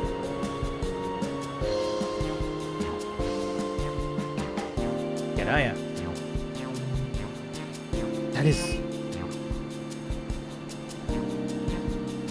That is would you say you have garbs to offer? Something ideal for the court. I have no gloves on hand, I'm afraid, but we can provide you with what's the next best thing, an introduction to a weaver. His name is Barker, and his works are highly recommended in Turulio.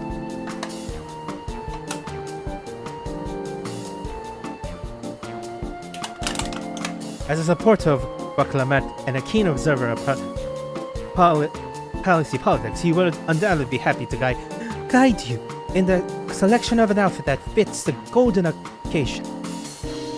That is certainly a tempting proposal, and one of which I would like to take full advantage, but the scale still doesn't seem quite balanced.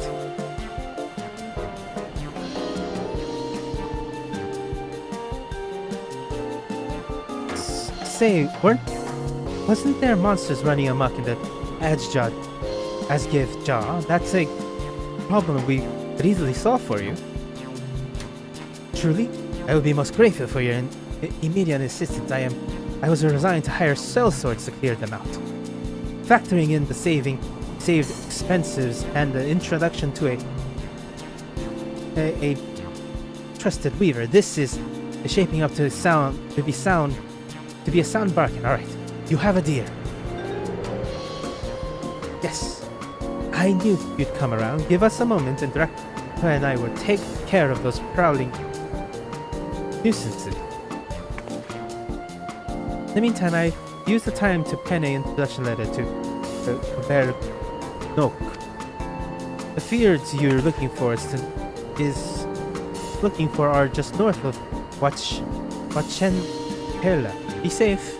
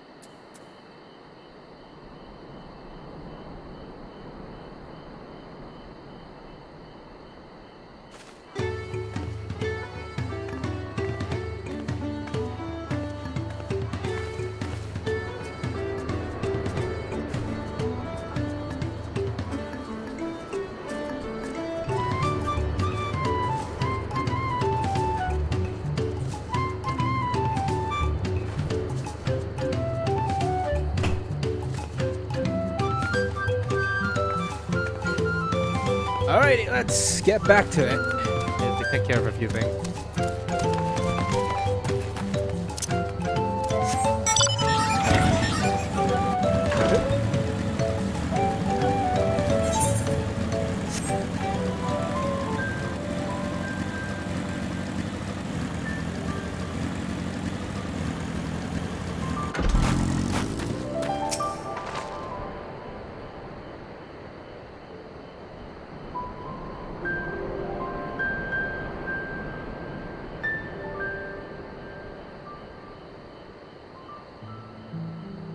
That should be a Asgiv Jaws. Just over there. Ah, yeah. This'll go faster if we split up. Come on. And find me once you've finished clearing out your share of pests.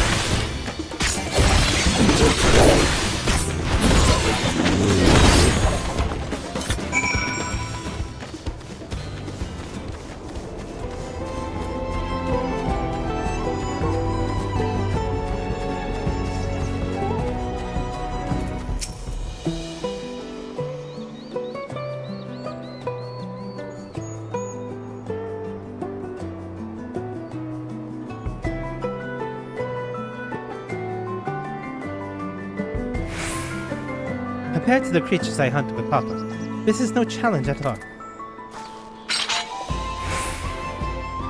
Come on, let's head back to the distillery. All that's left is to give Bablu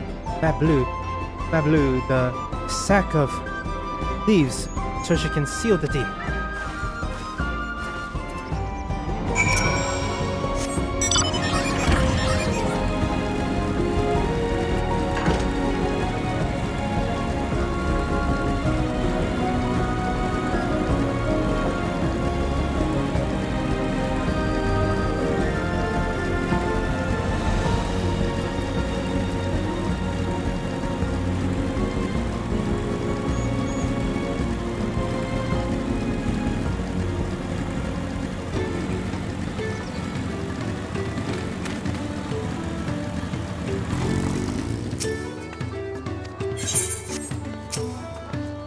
Go on, Drac. Go on.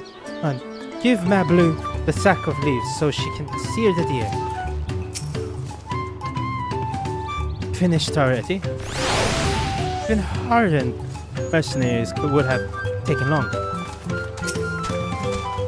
Those monsters were no trouble for you, is it? Seems. Now, if I could just have the sack of leaves.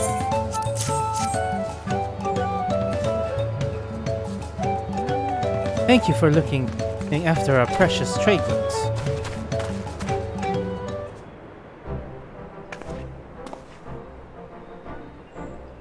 Your monster problem has been solved, Master Goblet. And here the mate leaves a letter of introductions to Blow no Kur, no Chi. So, as agreed.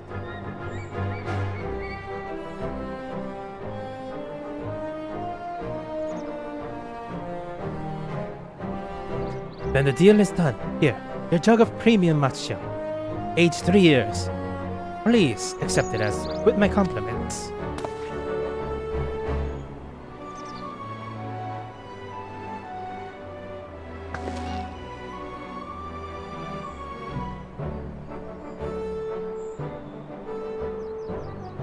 Yes, we finally have the matcha. Mazkal. Great work. Especially you, Mablu.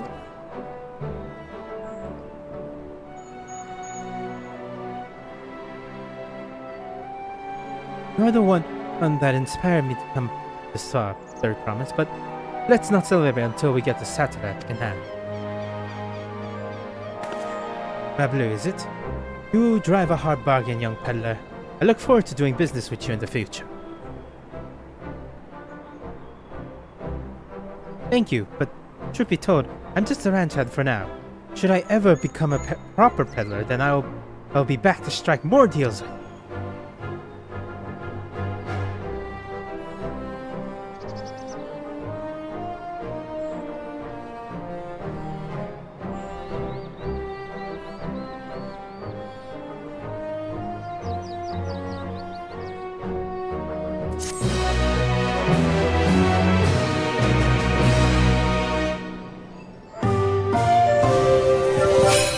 Excellent trade. What is this? That is weird.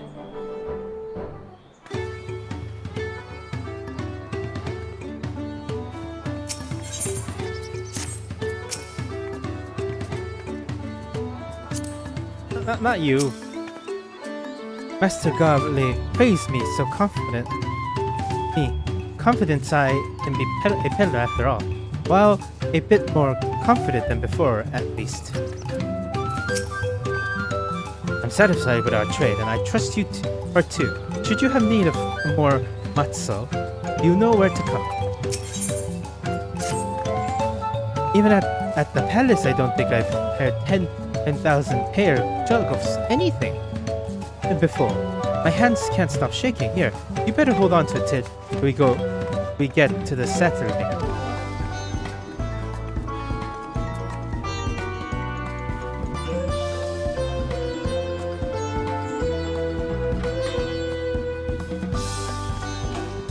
Haha! Can you imagine if we dropped it and started all over again? Luckily, Heavenly's place is not far. We just need to head across the plaza.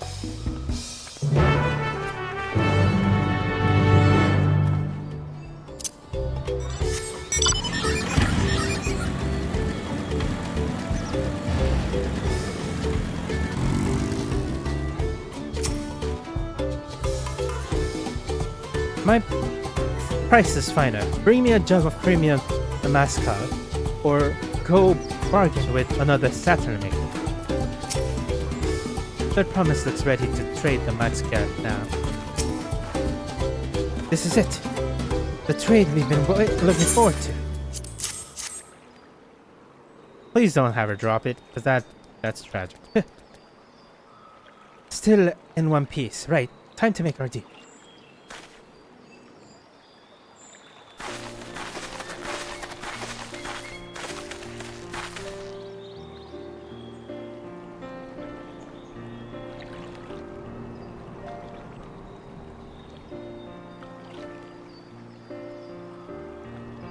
You're too ready, settler.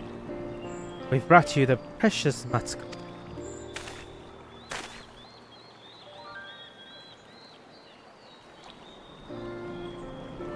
Wait, you actually got your hands on a jug? But you had nothing. A few measly chunks of ore.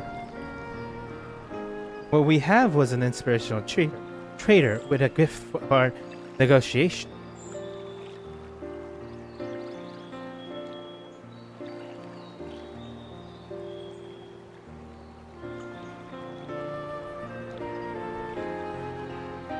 He's gonna say no. Although I am sooner aid no claimant other but a Tsohg, I cannot go against the guiding principles of the Pelupelu. Okay. The trade is a fair one. I will craft you your set, third promise. Great! Wait and stay and wait, if you will.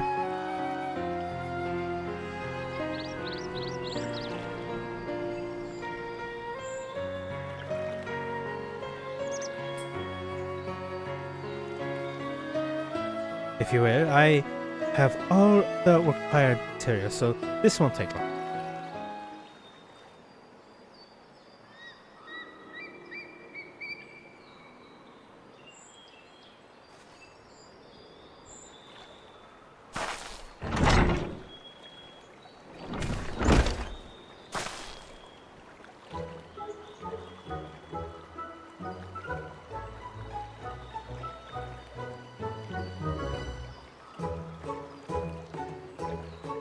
Your commission is ready. Catch a wild alpaca is never a simple affair, but you have an easier time if it's with one of my satyrs.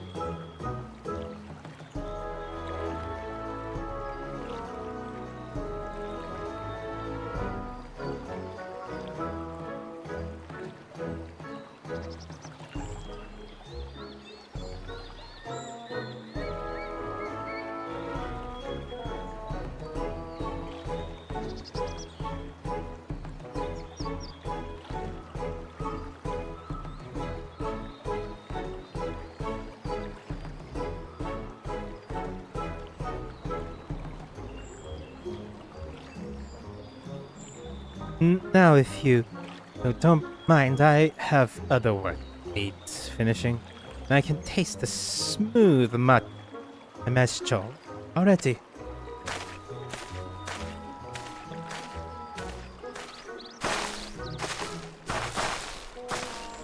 We did it! The Saturn is ours! And to think we started only with 100 pale basket of alpaca wool. Pelupelu, you are going to be an incredible merchant. Thank you. It makes me so glad to hear you say that, I promise.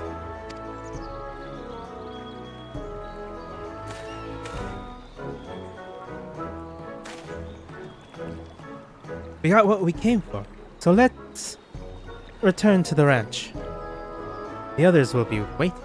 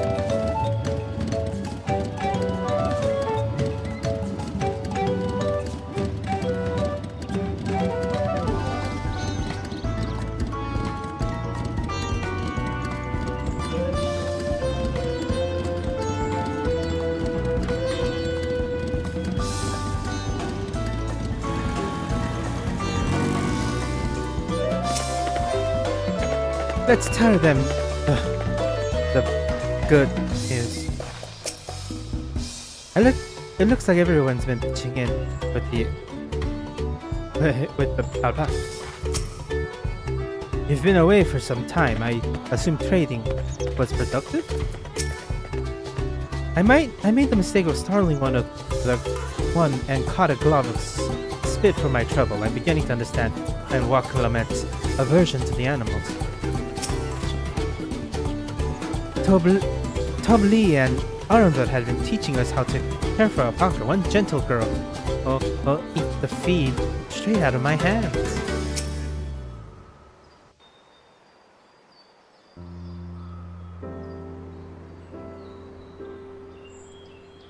You've acquired the saddle then? Yes, and thanks in no small part to Mab. Before you rush off to catch the alpaca though, let me teach you how to saddle one. I brought one out for our wild friend and a wild-born friend as you can practice.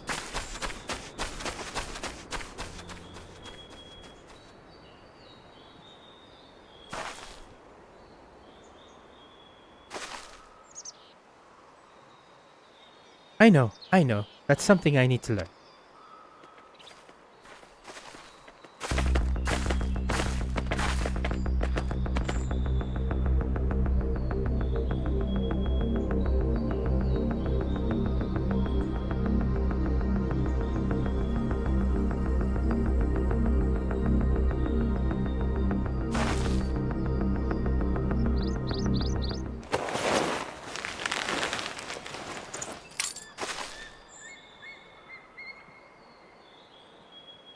Great sunken god, I did it!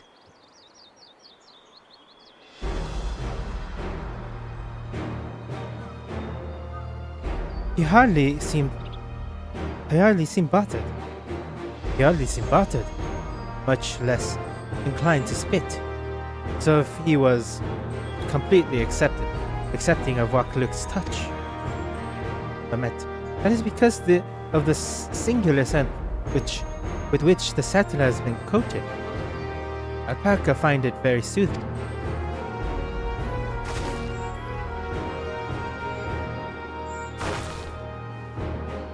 No, I've never taken a good long look at one of you before, but you're actually kinda cute. You're only now noticing that?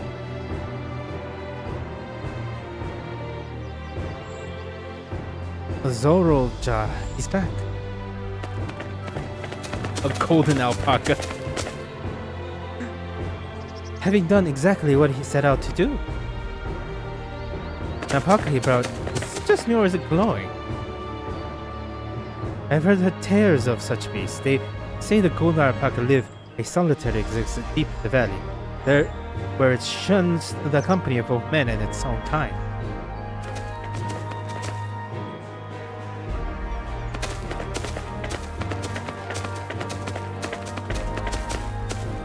How did he manage to snare a prize like that? A beast knows it's better. Faced with overwhelming strength, it would yield rather than risk death. An apt illustration of how great the power of the first promise exceeds yours, Wakalament. Strength alone won't win him our father's throne. I'll be the one to find the golden city, and then Torald can remain at peace. An everlasting desire for peace can only be forged in the flames of war. To unite as one, the people must be taught. They must suffer the horror and the helplessness firsthand. Exhaustion from prolonged conflict, the waging of wars, merciless this nature. There are what moved the clans to join in the founding of Torolio all those years ago. Consider the younger generation of this village. Since birth they have basked in the unbroken harmony, and behold, they regard war not as a tragedy but an opportunity. Thus, does the resilient son need to provide education. He offers much needed lesson in the reality of conquest and a renewed application for war or peacetime. It is true that war's misery creates longing for peace. But I have seen with my own eyes what becomes of empires forged through the violence you propose. The rebels, rebellions it sucks, and ruins it's left behind.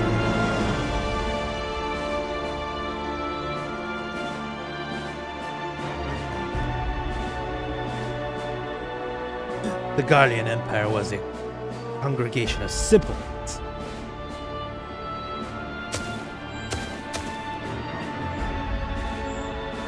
The oppressed fight back against their oppressor, as they should. Men are not beasts. Only a fool would seek to rule over all with the threat of force alone. This is why Guluk Jaja did not elevate to Moluja, did not elevate the Maluja. Why he treats all clans with equal respect. However, the first promise has his gaze fixed upon more distant horizons. He will unite not only to Roliar, but the star in its entirety. What? Why? I need not explain myself to you.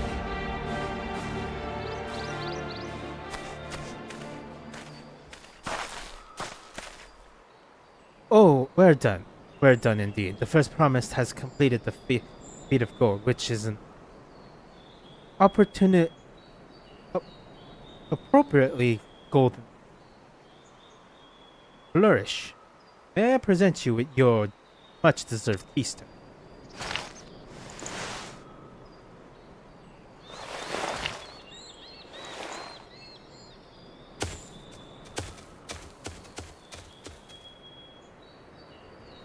He's always been like that, never sharing his innermost thoughts with me, or even with Koana.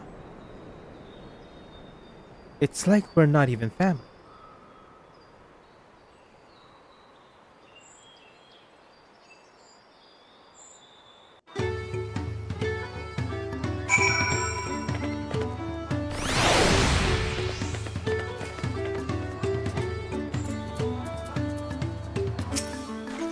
I can never agree with Azol or Raja. I want Torolial to be a land of peace now, and always. Golden Urpopacha is in the flesh, like the Golden City. I thought them a child's tale. What kind of idiot thinks that the world can be united with war? Even most Garleans have since realized that their conquest of the war a mistake. As much for our star to begin embracing recolonization and rebuilding, and this would be warlord would thrust us back into turmoil. Can't allow it to happen. Zorolja is willing to go to war for his twisted vision of peace, but should he achieve this news, then I'll ponder Zorolja and his mysterious later. Right now, I need to think about finishing the Golden Fleet. I have my satin.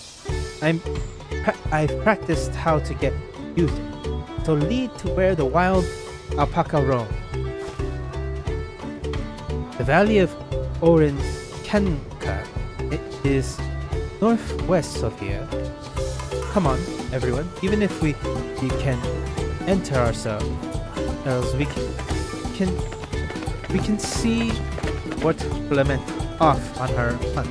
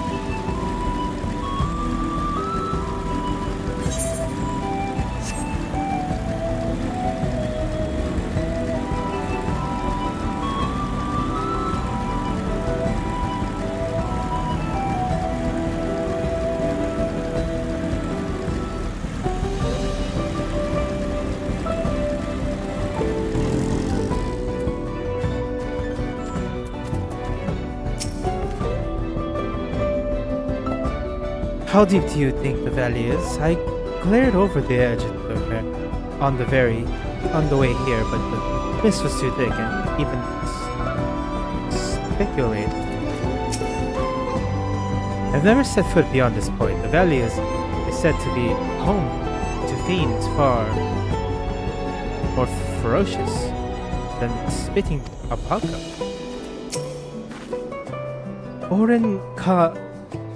Kanka is steep and treacherous place, so only those with the head ledger's blessing are permitted to go there.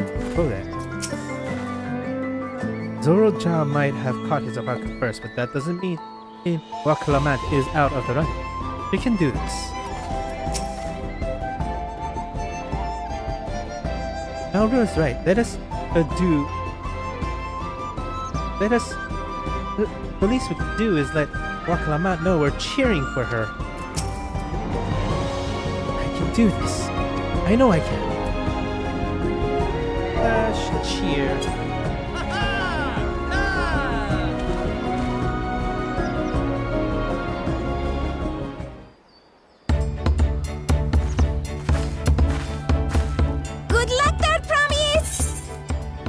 Thanks. I'll need it. Truth be told, still not sure about alpacas. I'd rather not go near one if I can help it.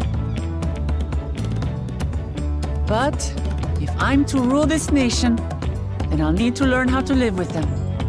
Tural is their home too.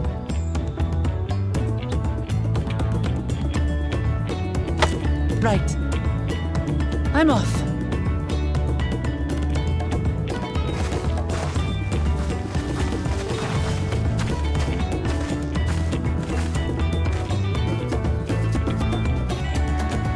So, shall we head back to the ranch, or...? I'm staying here. As will I. Wakalamat is alone in this. The least we can do...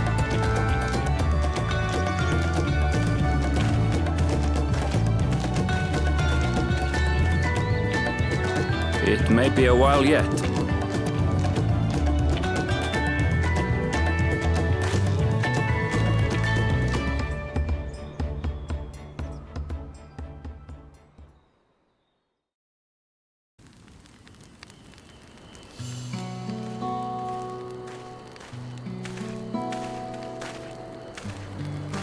Trust a gleaner to come prepared for anything. What's a gleaner? Someone whose job it is to travel the world and procure uncommon things for their employers. Erenville specializes in finding animals, I believe.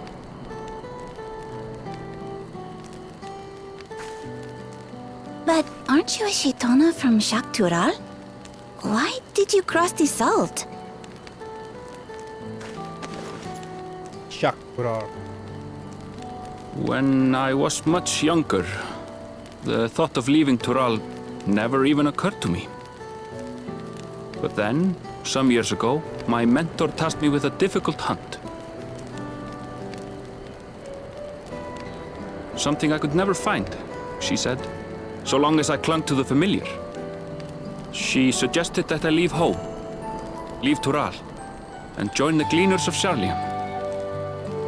As one of their number, I could experience the world, immerse myself in myriad cultures and customs, see the many faces of nature.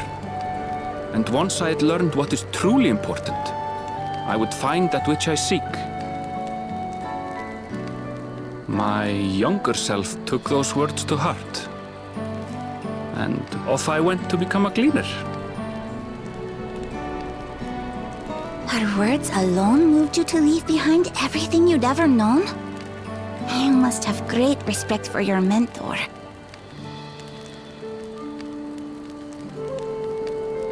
As it happens, gleaner work was much to my liking, and I all but forgot why I had pursued it in the first place.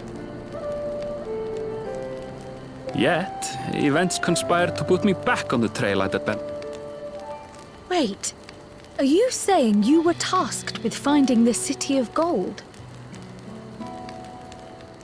I was. And though my hunt is now entangled with the right of succession, I mean to see it through. Well then, I understand completely. We all have our reasons for seeking the Golden City. Which is all the more reason for us to work together. Just so.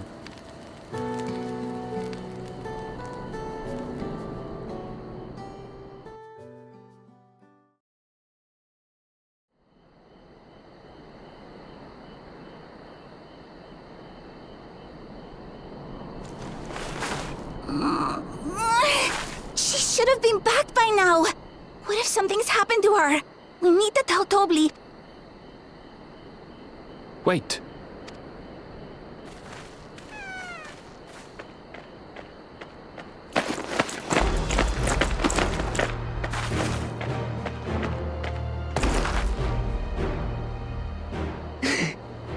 I did it.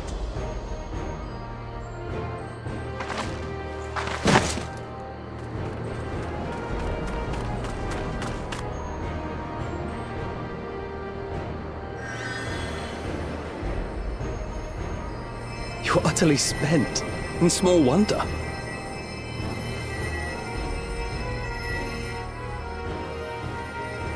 Well done, third. The ranch isn't going anywhere. Take a rest in the tent.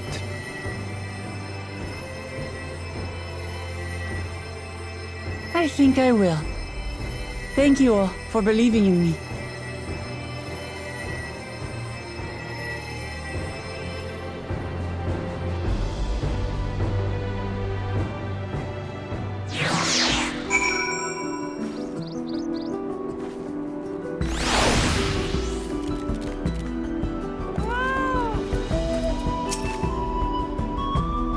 We were out here for quite some time, but I'm glad Wakalamet was able to catch her alpaca, and Arnvo sure his story with us was a welcome surprise. Alphino was quick to lend a hand with dismantling the tent. Is this to be his new obsession now that he is mastered collecting campfire? While Clement has no serious injuries to speak of, however, she has clearly been pushed to the very limit of her endurance.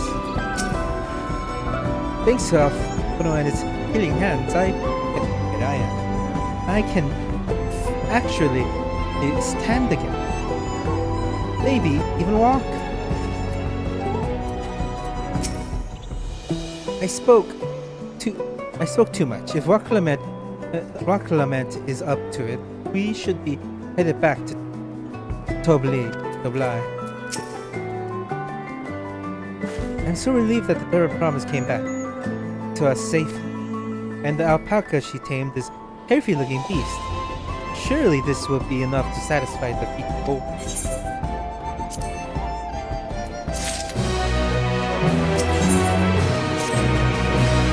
Wakalamet still seems a bit unsteady on her feet. Hardly surprising after she spent the night chasing alpaca.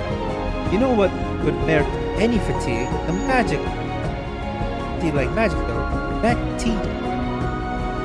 Faint tea. We'll ride to the ranch and get a pot. Run to the ranch to get a pot brewed. That way you can take your time and the tea will be ready when you arrive.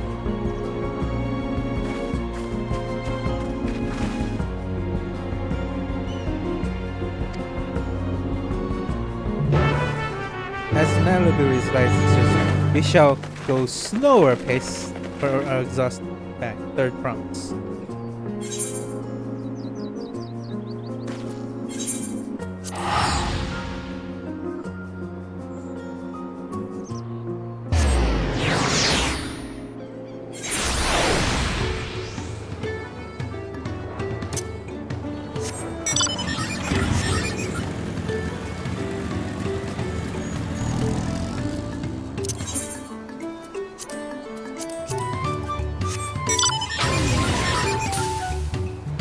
Look at me, guys! I have a Gundam!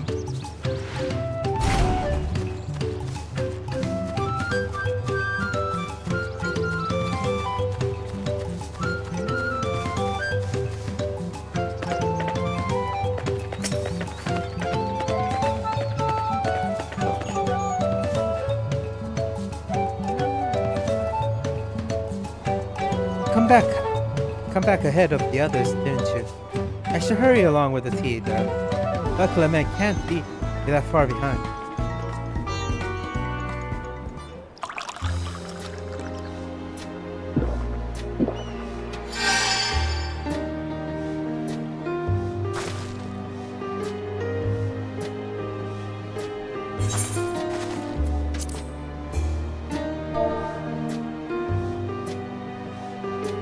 Oh, the tea. Come back. Oh. Here I am. Oh, that the tea really is magic. I feel better already. I see you've become more comfortable around our fuzzy friend. Watching this one taught me a lot about alpaca. What grasses and fruits they eat and what sounds they react to. They're adorable little quirks. I guess I've grown quite fond of them. Welcome back. Third promise. Accomplish the feat of gold having.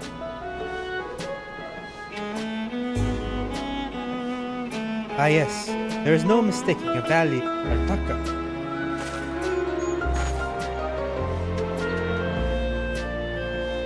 I commend you on your success. Well done. Yes, we did it!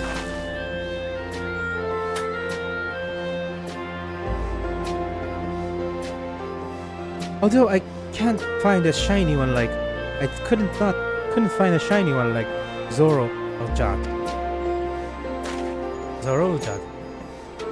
I'd be surprised if you had. Golden alpaca are born but once every few decades. They are elusive, solitary creatures that are very rare, much less captured thanks to their innate physical and magical gifts. Only a single other person is known to have caught one before, that being Pelupelu himself. Papa was chasing alpaca too? As your grandfather's story says, as my grandfather's stories say,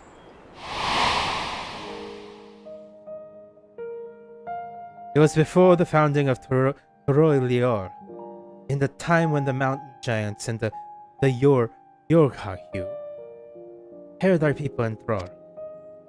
Compared by the overlords, our forebears would ride their alpaca mounts to the highlands to deliver gifts of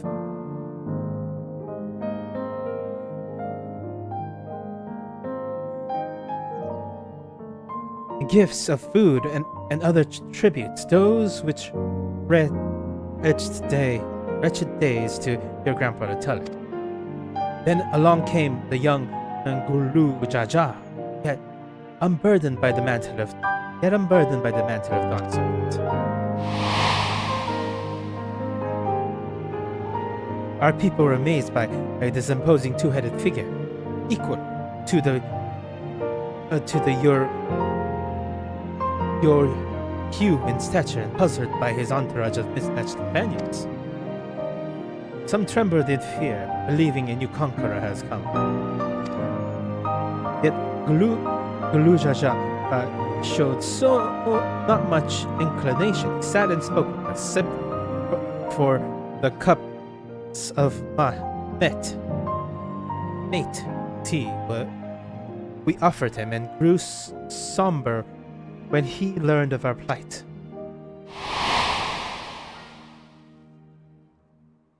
None could have anticipated what their visitor desired to do next. Ngulu Jaja ascended the cliffs to face the giants and freed the Pelupelu from the York Hugh's subjugation. He then turned an appreciative eye upon our riders and proposed we take to the road to peddle our beverages. The suggestion seemed obvious for us who traveled as he did. Seemed obvious to one who travels as he did. Intended on fostering a mix between the clans.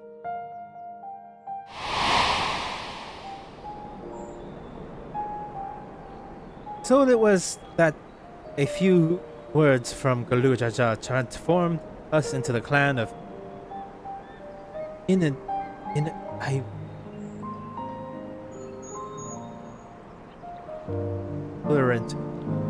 itinerant merchants.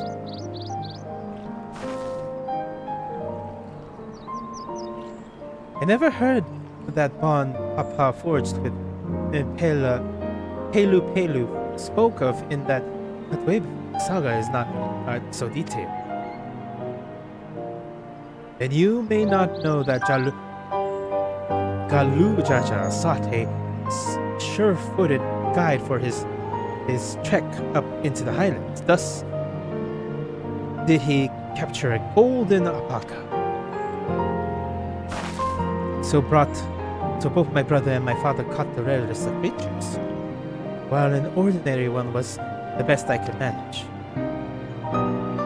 The feat requires no more than that, I promise, but you brought back a perfectly wonderful beast. Babalu's right. You're a perfectly wonderful beast. If anyone's ordinary, it's me.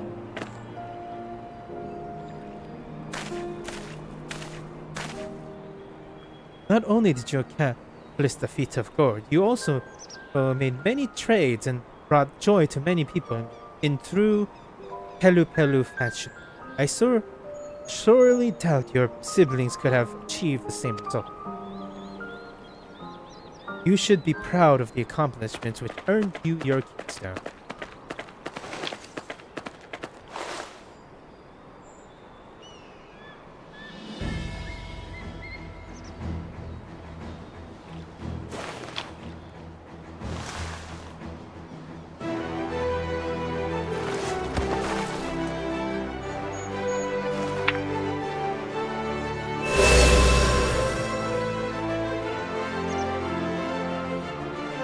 Five more to go.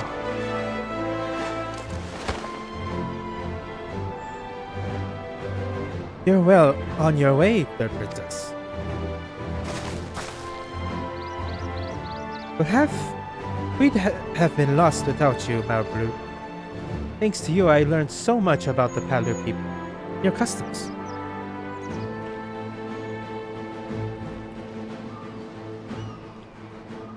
It might be obvious, but I've come to realize the importance of properly knowing something. It was because I didn't understand Urpopacha that I was uncomfortable around them. I'm thankful to you as well. Waklamat. You've given me an encouragement to say what I wasn't sure I would ever say.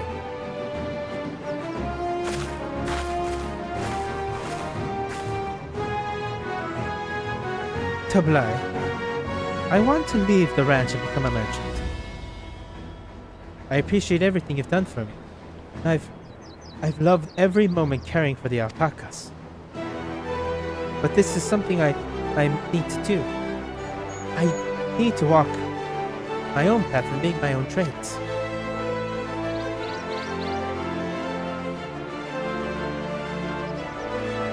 As your parent, allow me to say one thing.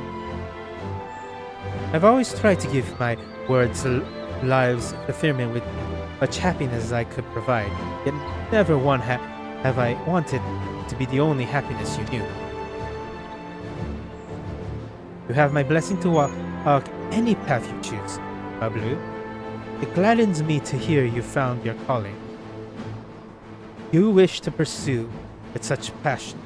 You will make an excellent peddler, I'm sure.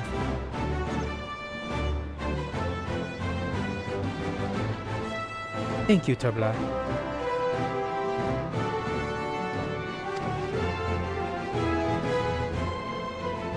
What did I tell you, Pablo?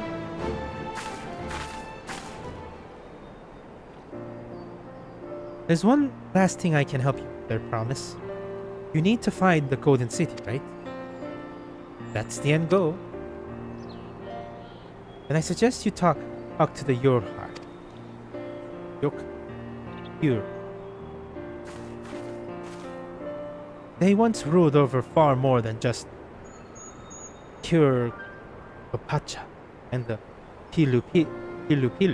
1,000 years ago, they were the overlords of Yorktaru, Horar, and all its people.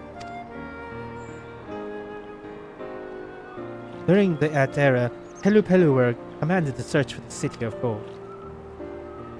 They scoured every corner of the continent and never found any trace of the fabulous place. But if they didn't find anything, well, how could the Yokyu have to tell us?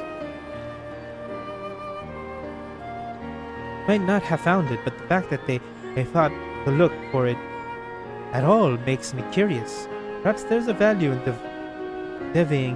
delving into the legends originate.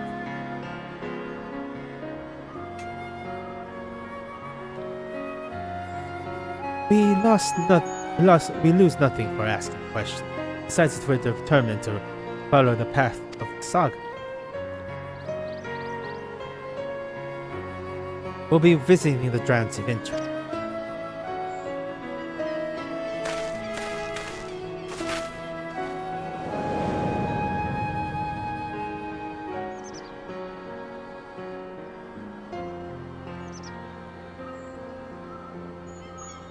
Oh, Prior, I have a question. I've been meaning to ask. And since we're finished the feat, where did you acquire the earring?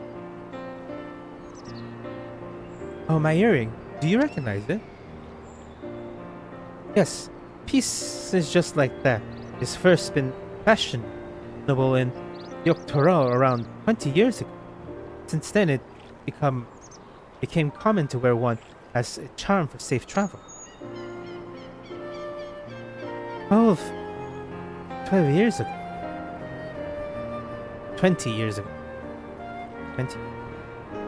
Right before the time my grandfather made his journey.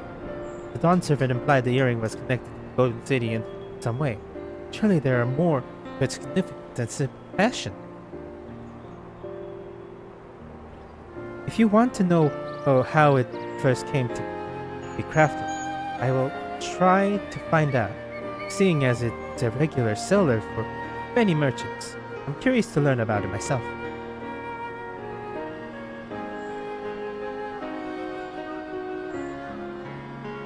I will appreciate that very much, thank you. Jumping feet first into peddling business, eh? Hey, Pelupelu.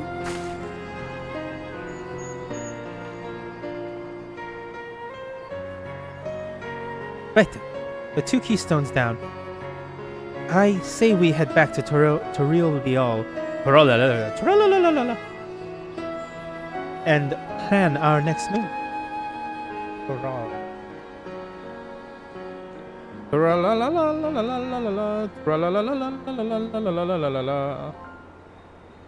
Farewell for now, and thanks for all your help.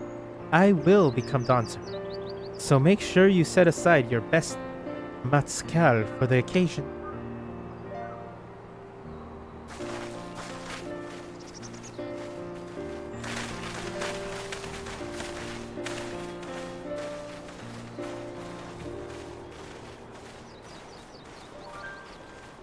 She has a fearsome opponent in her brother of hers. Even brought a golden alpaca to here. But you've heard the Zoral Jaw's supporters talk. They might see opportunity in his expansionism ambition, but they find the man himself intimidating, terrifying. Where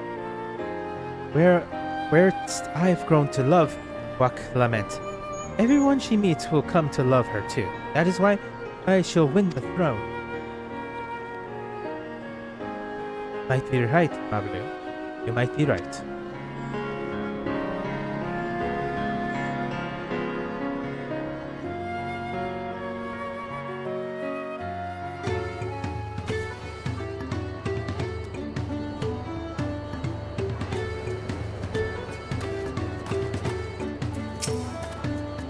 That makes 2 out of 7 keystones so far. So good! expects as much from the moment I saw him, but winning the contest against Zoro Ja will not be easy. The Yorkyu once ruled the entirety of Yorkara. Yorkyu. I'm curious to see what that has come of them. I never dare hope we would find a lead to this earring mysteriously so quick. I feel good to have the feat of gold safely under our belt, even if my victory pales besides your Zoro Ja and his shiny golden alpaca. I know I shouldn't let it bother me, and gods know how you've been so supportive, but I want to be strong or wise, like my brothers, to be a promise that people respect. Which is not likely if I stand here carrying on and on about things. Let's move on. Back to XIV with me, with us. The contest is hardly beginning.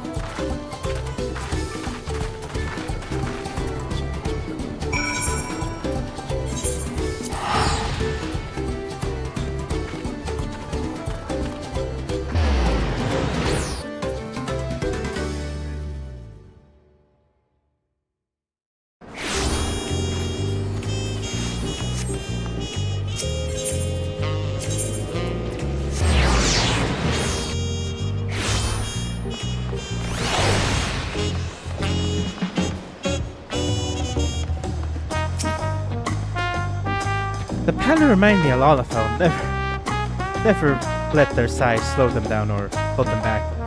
Like they move at their own pace, make their textiles and matsuku and rice alpaca to bring them to the market. Idle musings aside, we've made a good start on this challenge. Hopefully we can keep it up. Neither Koana or Bakula Jaja appear to be in Pelu. I imagine they're around somewhere, making progress even as we speak. Yet in the contests like this one, it is only a matter of time until the claimants are pitted against each other in direct competition.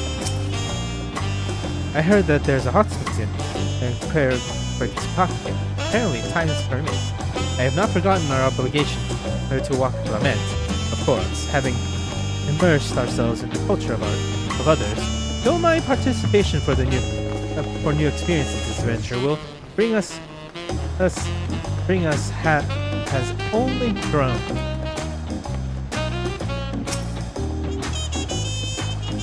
A golden alpaca alone I have tried to track the beast myself. Traveling with so large and diverse a group unfamiliar to me, if she could see me now. Look at us. The contest has barely begun, and we've already 2 keystone. Surely even my talented brothers haven't done that yet. Well, I can only hope.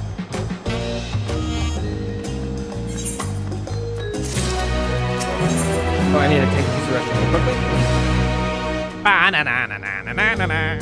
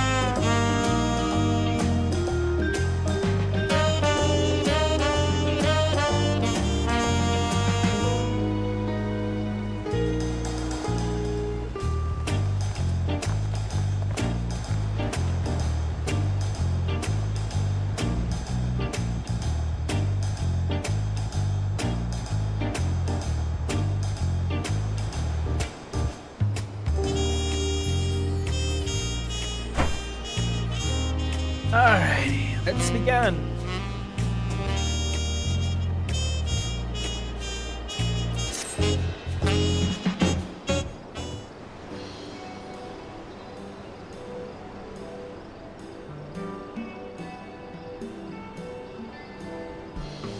We're now winning keystones from. We've now won keystones from both the Feat of Reeds and the Feat of Gold. Surely that means our approach to the content was the right one. So it would seem, by continuing to retrace Jaja's journey as presented in the saga, we should find the remaining electors in turn.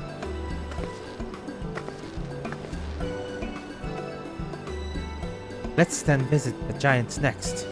Like Cryo said, the fact that they were searching for the City of Gold might mean they look something useful. Know something useful. The home of the Yokyu is in the northern reaches of Urpopacha. Unless you're keen on scaling the cliff, we'll have to take the long way around through Kozumaka. This route will take us closer to Moblin village, which is another important location in the saga. Since we'll need all the keystones eventually, it makes sense to pay them a visit while we're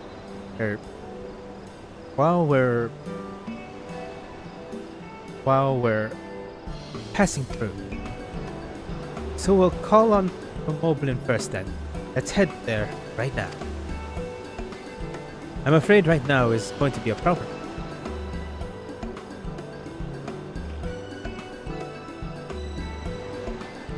The flight of we wingless. The great stairs is led to the Moblin Cebullum and collapsed in the storm.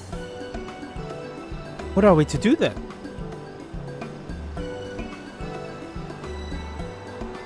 There's an alternative, but it requires preparation. Until it's ready, you should rest at the cabins or see more of the city, whatever you prefer.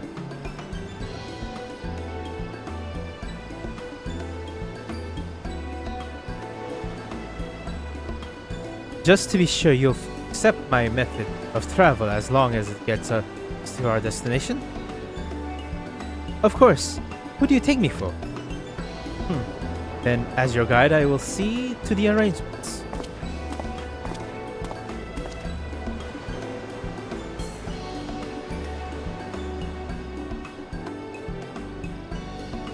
Well, it seems we have some free time on our hands. Let's just make most of it. Let's get those goddamn tacos. You promised me tacos.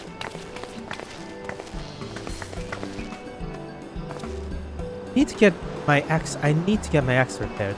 I nicked the blade pretty badly when I took a swing at Bukulujaja. Oh shit, it reminds me, I need to go around to be introduced you to Ropoli. Did I? I never got. He's the man in charge of Hachumichi. A good person to know. So they want to come along. Sure. Let's go then.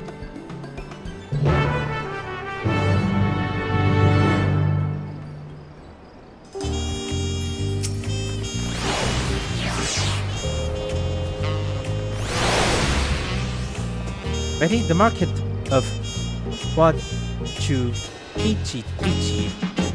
are to the east, on the other side of the bayside bed.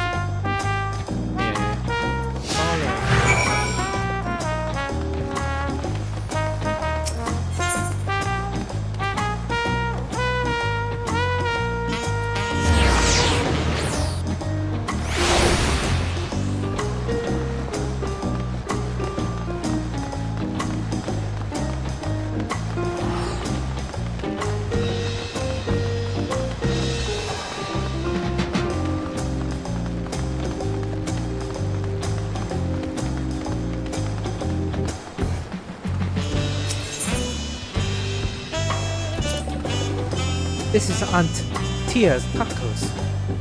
Named for its owner here, the lovely Tsohg.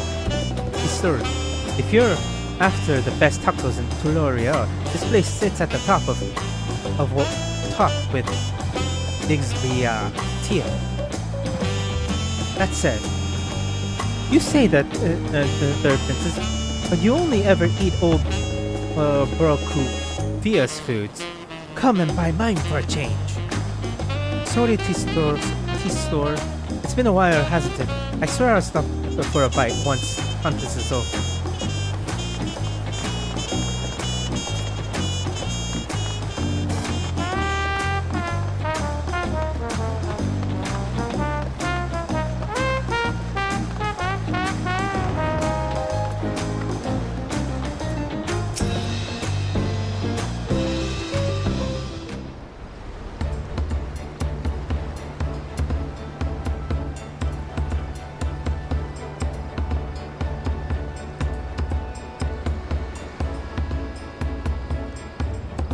My, the third promise. How might I assist you this fine evening?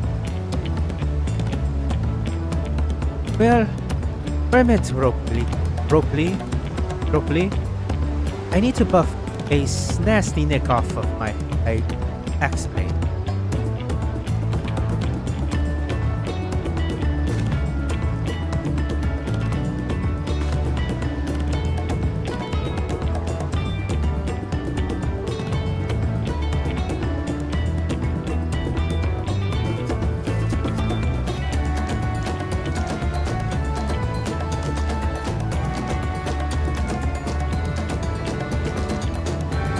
Yes, this has been chipped quite terribly. Trying to cleave a rock again, were we? Something like that. Think you could fix it?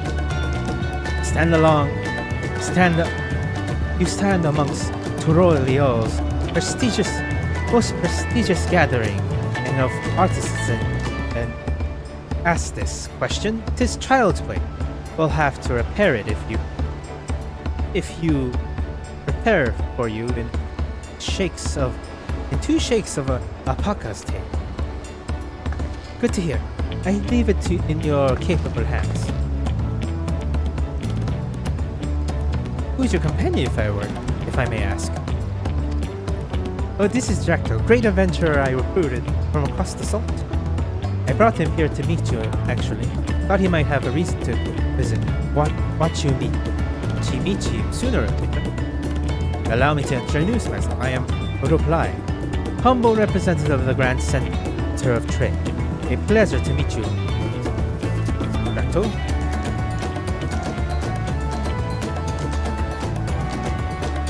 You there, stop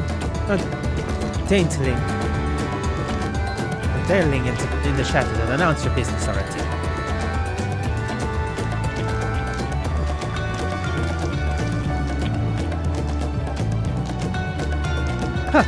I've seen that man somewhere before. Yeah, she was on the boat with us. Don't need... People not... I guess some people might not pay attention.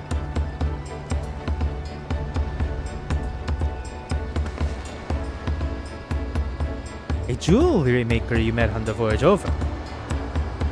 Oh, I remember. I spoke with him too. Fanjindian.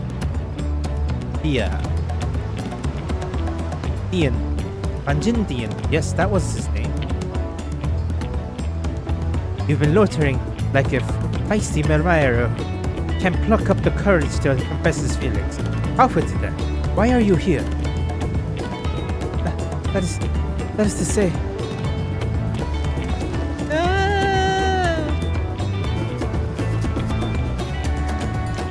And we're no closer to solving that enigma. I wonder if you could use someone to talk to.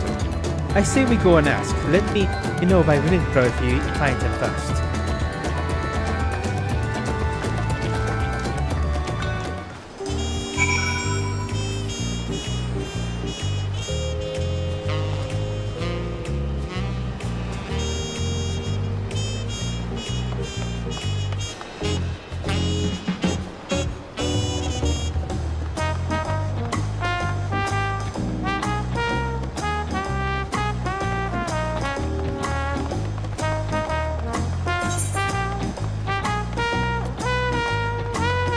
God damn it, I don't like you. Actually.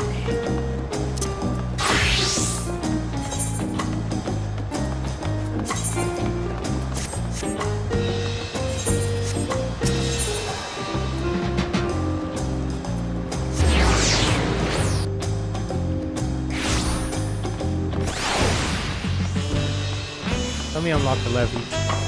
I believe this is a levy. Let me unlock a levy. I believe this is a levy.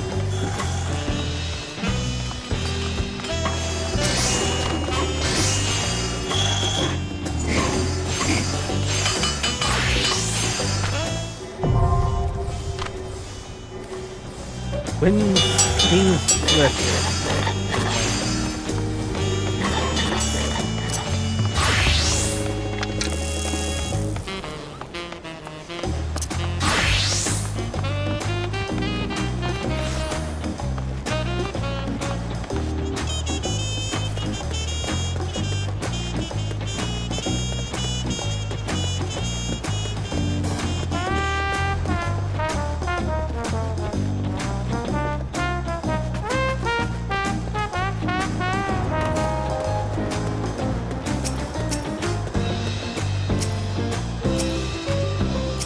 Wow.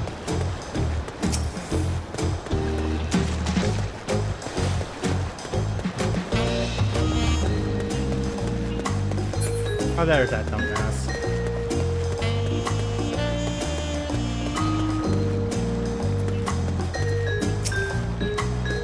You were conversing with Master Ropeley. Oh wait, we've met before, haven't we? On the trip. On the ship.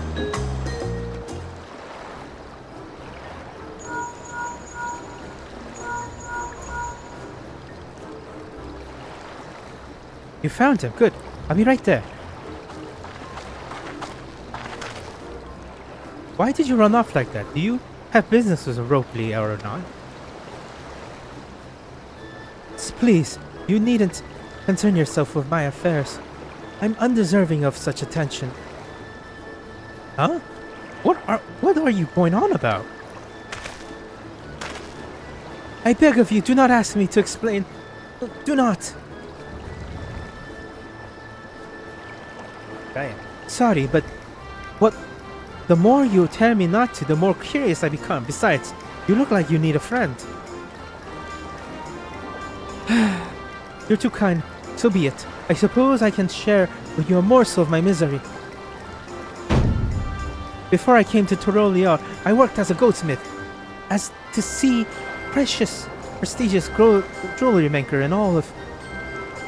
Worked as a goldsmith for the most prestigious jewelry maker in all of Uldar.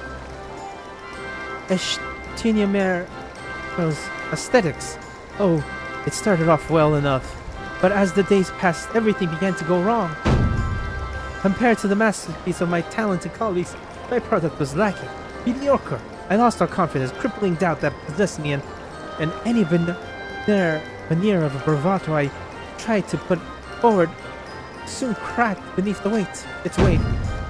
Thus did I take the ship, hoping to find a fresh beginning, on new shores. Yet, as you witnessed, I lacked the courage to even approach a potential employer. You stand before a man, wallowing in the wreckage of his ill-sent existence. You talk a lot. I'm straight. All right then, I offer a morsel, then serve. You offer a morsel, then serve us the full course.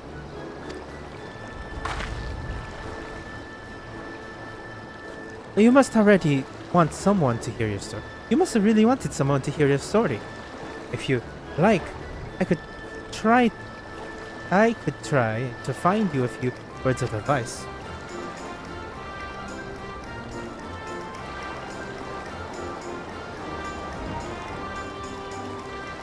And you have experience with my predicament, of feeling terribly inadequate compared to your undeniable superior peers? Well, when you put it that way, I am.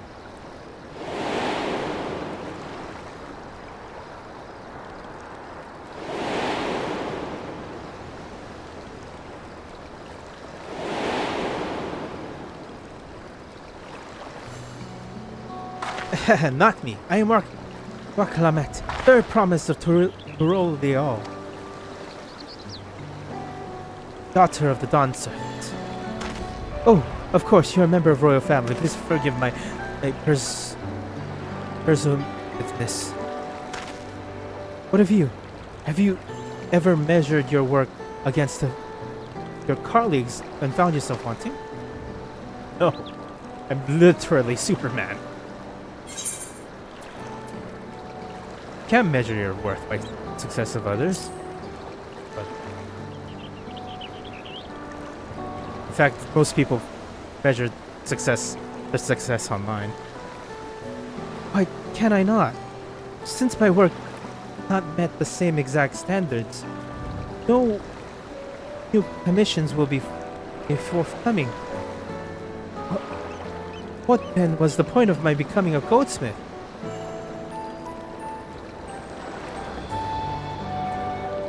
Looking back, 'twas my father who inspired me to take up the trade. His exquisite creations brought radiant smiles to the face of his clients, and I admired deeply for it. But of course, for striving to be a great goldsmith is in my sight of my original motivation. All I ever wanted was to spread joy through my craft as he did.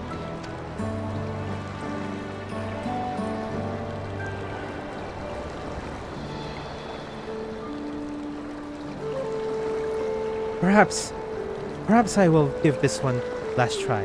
Thank you both for reminding me of what's truly important.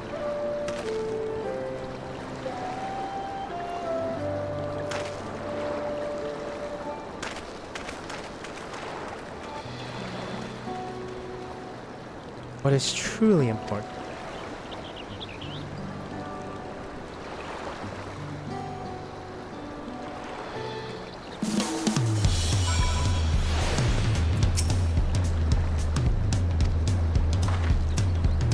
Oh, sorry, Drac'to, I don't mean to ignore you. But yes, I'm glad to see the Forging Tian is giving himself another chance.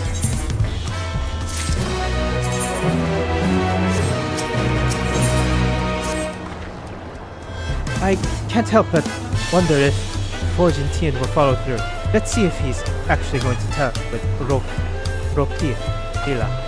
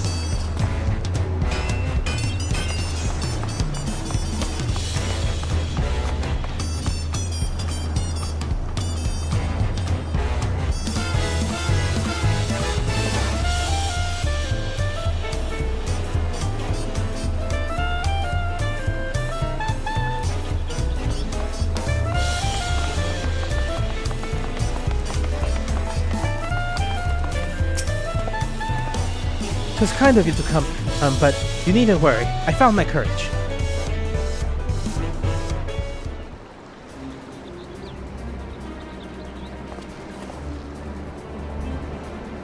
Pray accept my apologies for earlier behavior.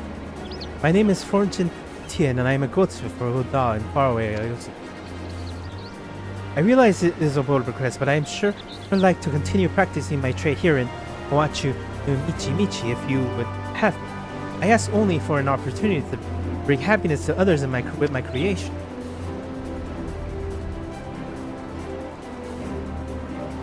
So that's what it was about. You were looking for work. Consider yourself hired. Wachu Michi is always in need of skilled craftsmen and women. Men and women. I'll handle the necessary paperwork. Can you start tomorrow? Yes, yes, of course. I must thank you both again for your sage and timely advice. I don't know what I was all that hurt. You were. Had you not come to speak with me, I would not have had the moment of much needed self-reflection.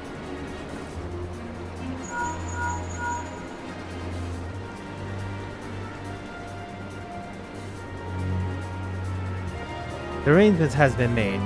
Come and meet me at the entrance of the high tide harbor. I'm just gonna try to do the... Oh, I almost forgot. Here's my... do you have my axe already, Rotia?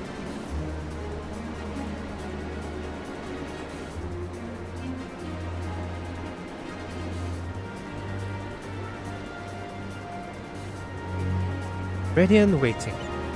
Behold, the sublime touch of Chimichi's craft artisans.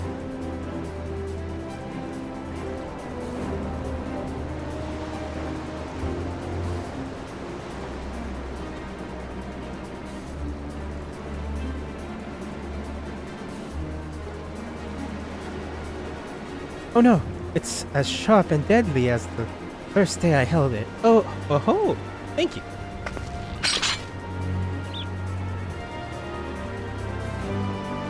Well, good luck to you, Fungindina. Let me know if the doubt creeps back in. I'll be happy to tell you out of it.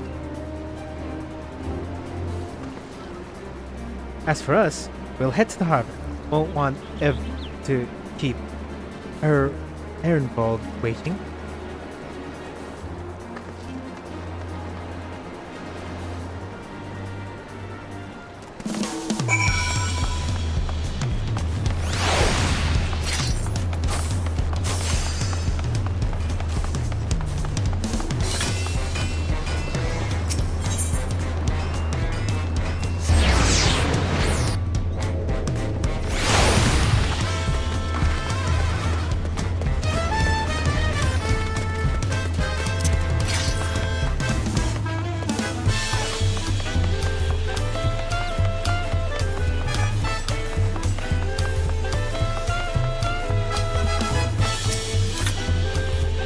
All the waiting was made me hungry, so I tried to toggle from both the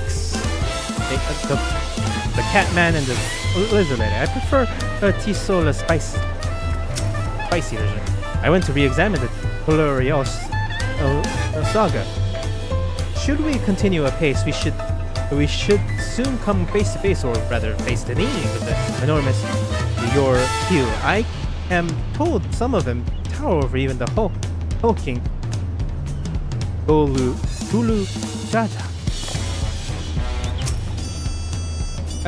I wandered through the bayside, targeting and following hearings almost identical to mine. They indeed seem to be common travel trend, just like La Blue Scribe. I wonder what Arenville's alternative means of travel is. It's on a boat. It's on a boat. Arenville.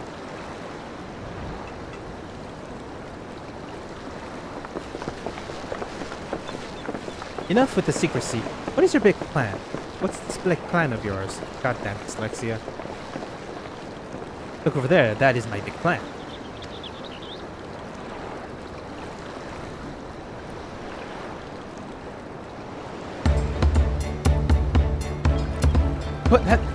What is that? It's Punity. She'll be pulling our boat upriver. Humanity. How do we know she won't crash about and sink us instead?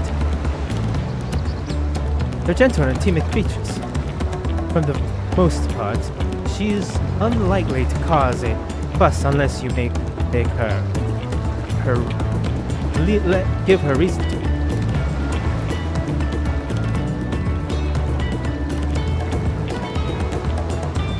First alpacas, now punities. Punities. we're relying a lot on animals for this journey. We've always relied on animals, I would say. We should be thankful. We should be thankful we have an animal expert on our guide as our guide.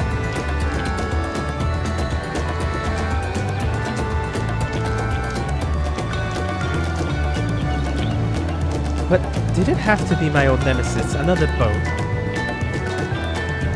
Well, I took you for someone who was up for the challenge, was I not wrong?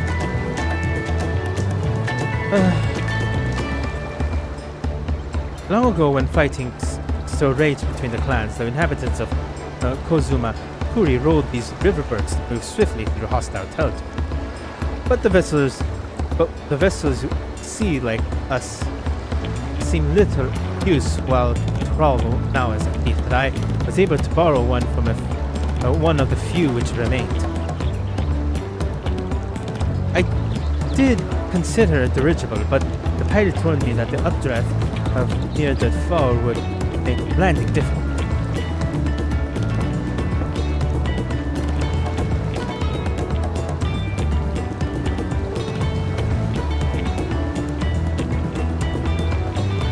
You said borrow one, yet there appears to be several on the water.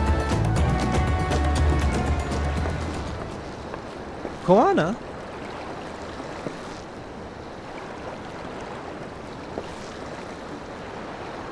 Lementier, traveling up the river, I presume? Seems that way. Hey, does this mean you've earned 2 kingstones already? I can't believe how well you managed despite undertaking the contest alone.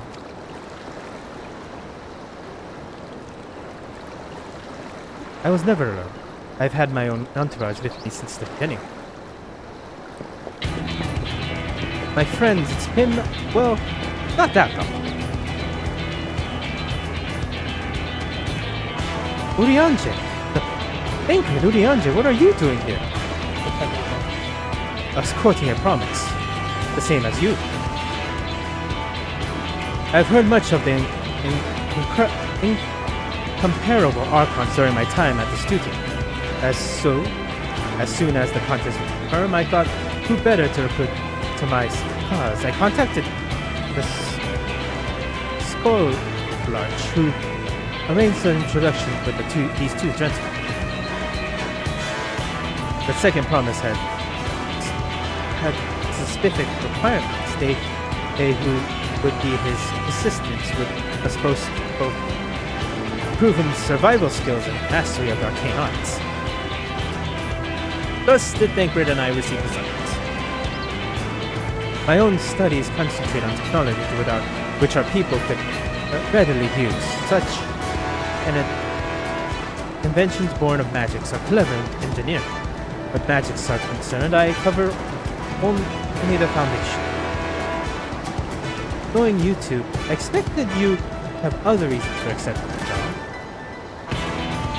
But if you, the nation of Broleal, expand an entire continent, depending on who brings the throne, the world may be plunged in instability once more. Ever had we strived to preserve peace, we're in our place, if not here, then now. We did our due diligence, of course, and made sure of who we were working with before agreeing to this endeavor. He's even more obstinate and obtuse than Urianger at times, but it's surprisingly... That's quite enough of that. We must be on our way.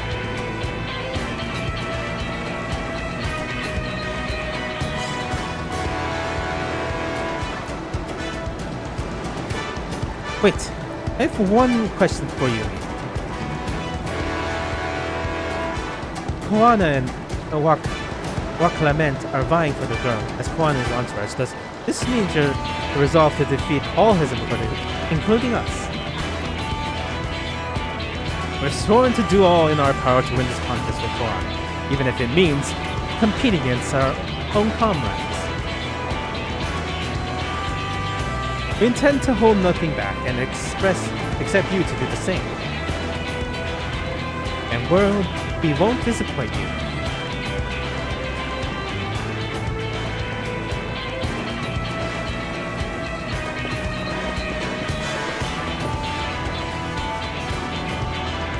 I know you were... I thought you were taking a boat.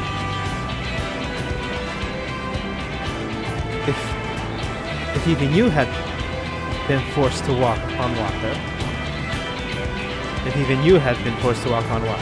then the others will be doing the same. I would rather walk and risk confronting a leakage barge with no possible retreat.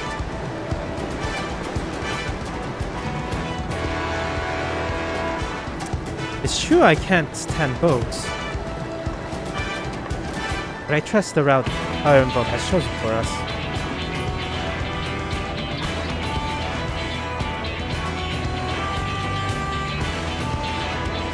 Leave the handling of the puntany to me. Should other wildlife attack us, however, I might have difficulty keeping her under control. Do your best to draw them away, as far from the front of the boat as possible.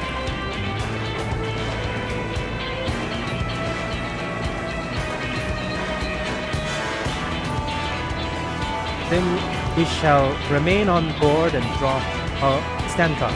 Although it may be wise to have at least one or two of us sit up front with Arnold, just in case.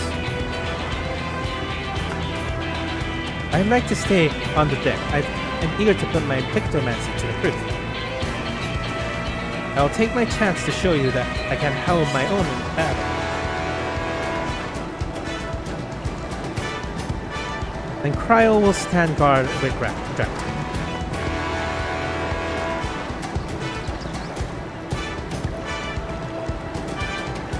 I'll keep Aronval company then. With my blade, I can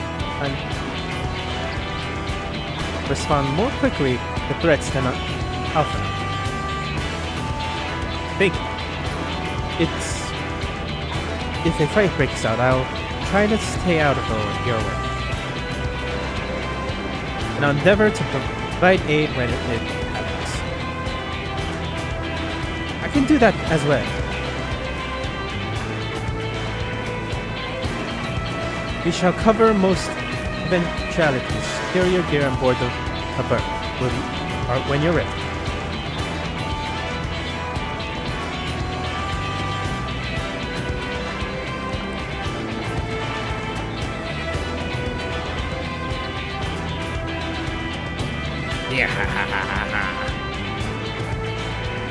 Let the hunt begin.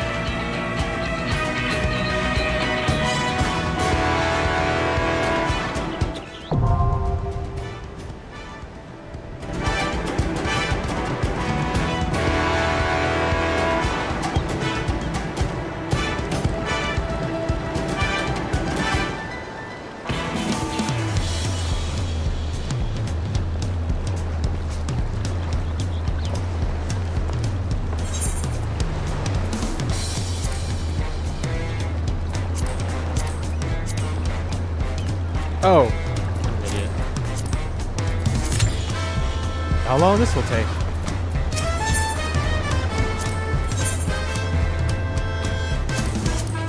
Let's get to it. 'Twould be a pleasure as always. I won't let you down.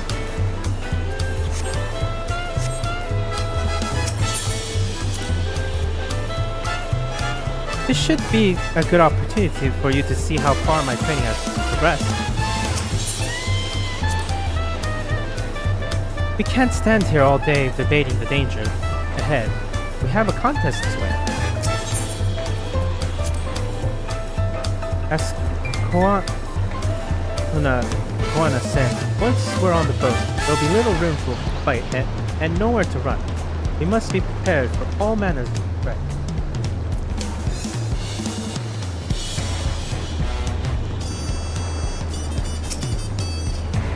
Koana decided the river route was too risky, but I wonder how the others claimants are planning to travel. A lot faster than I thought it would be. Oh god. Oh god, my portrait! I didn't check my portrait! Oh no! Oh no.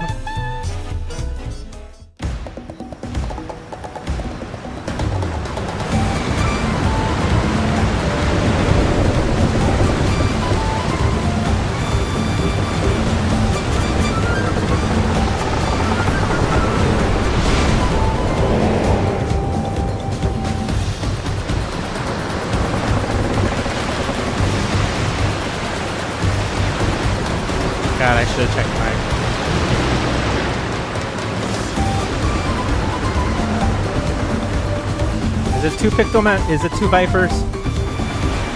Oh, Pictomancer and Viper. Good.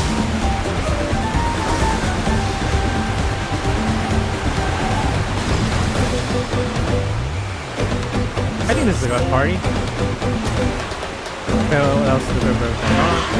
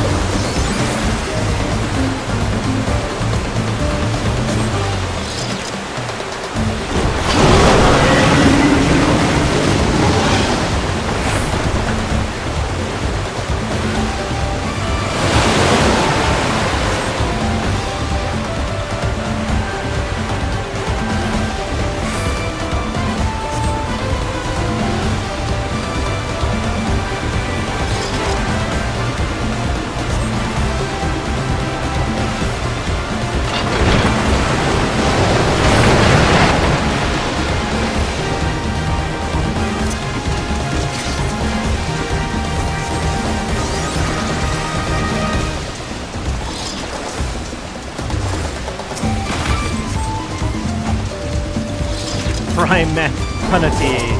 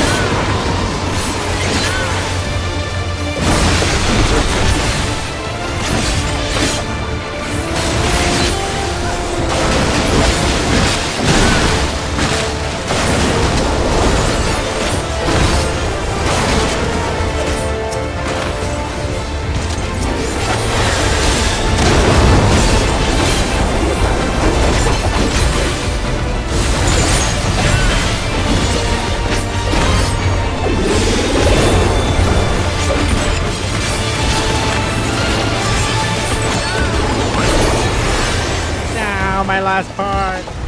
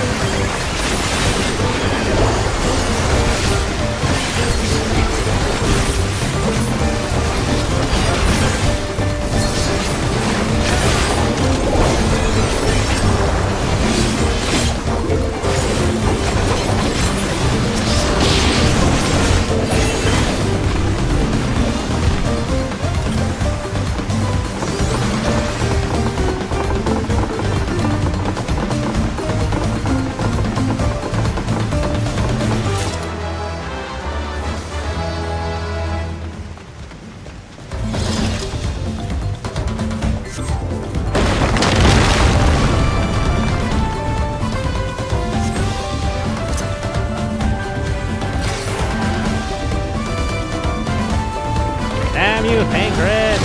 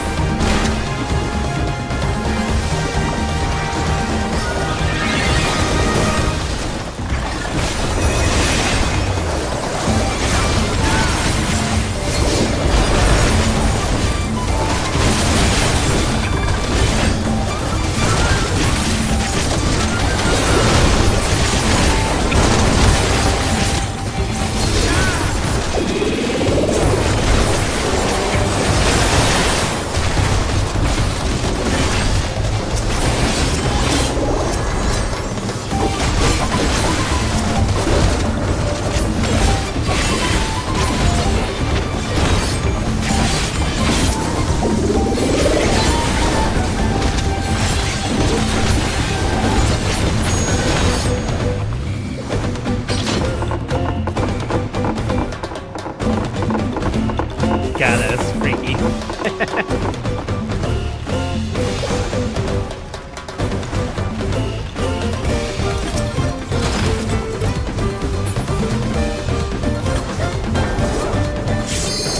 Catboy, Catgirl, Honeyboy, Honey That's Safari.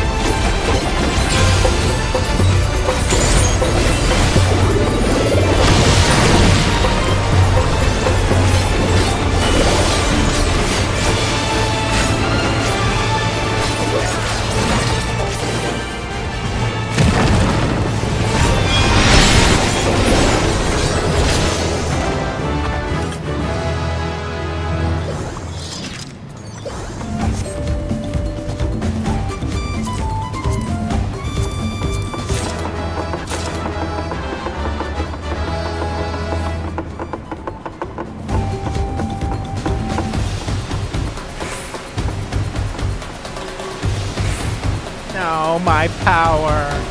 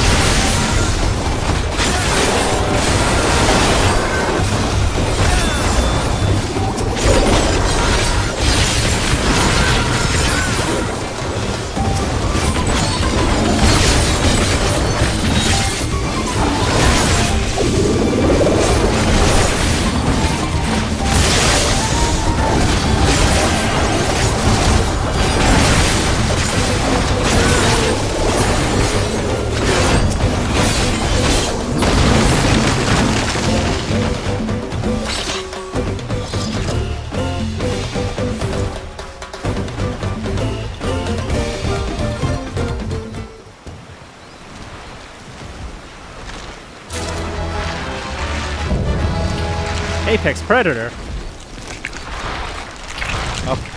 Apollo Leon.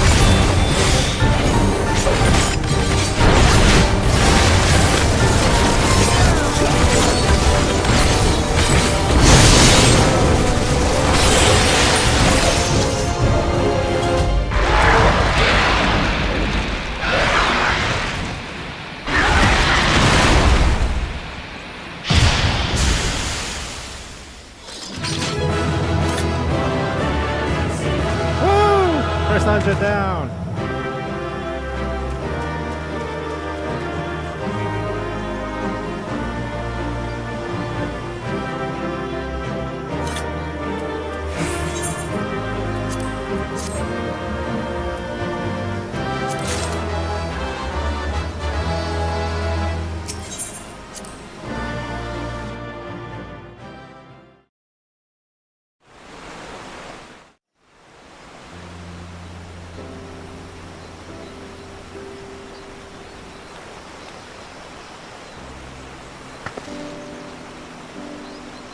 This is as far as we can go on foot, it seems. We'll have to head back and see.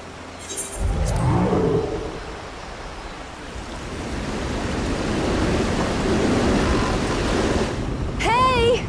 Everyone all right?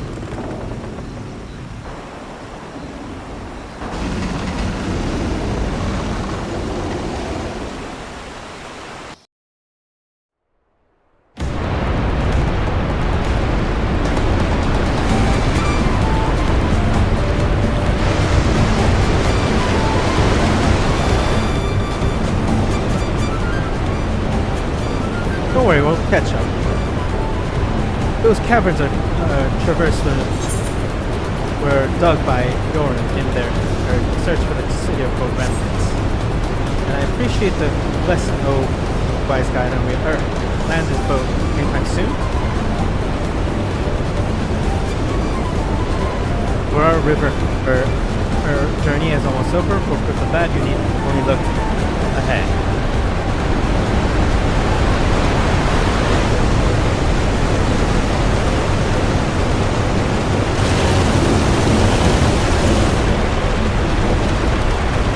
Falls are impressive indeed, enough from far distance. Oh yes, now please let me on.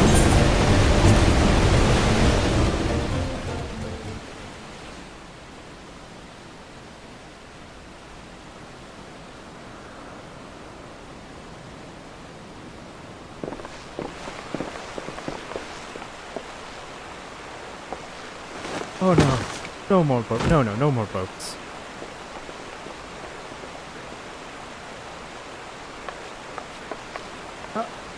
Are you not our... Oh, you're not. Alright. I should be surprised if she was. Even without the nausea we all spent. There is a mountain shelter nearby. A rest spot for those who ascended the stairs. I suggest we make use of it. There will be a welcome respite. You have the strength for a short walk, lament. We can rest along the way too.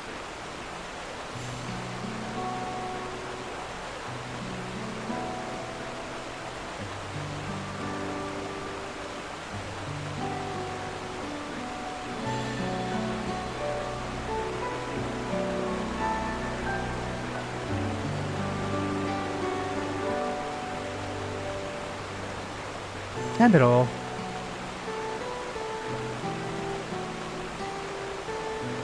A promise is meant to lead from the front now. You and moan like a sick kid.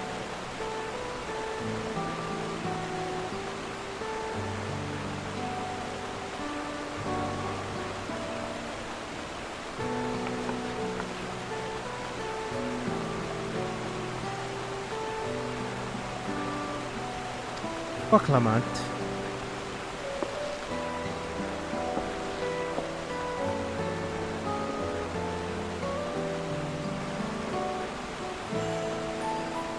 Ignore me. The nausea is starting. I'm fine. Really? Lead on. I'll follow.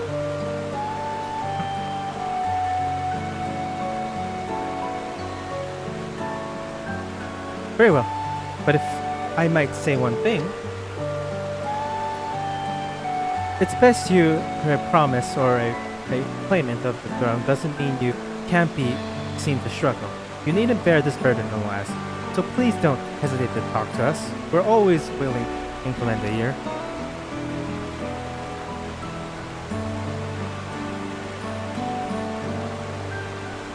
But Cryoli,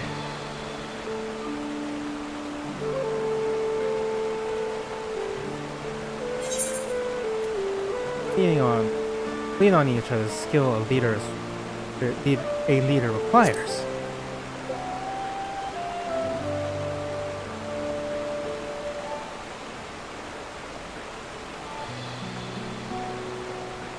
You as well, Drac'to. I mean, not really. I can do everything on my own, but I have to pretend. I've always believed this was my problem alone, but perhaps you have the right of it.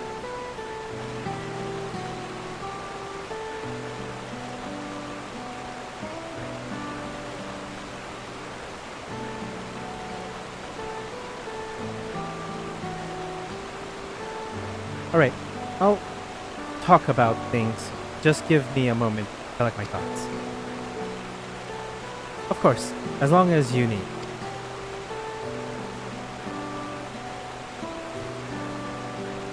We'll be waiting at the shelter where you're ready.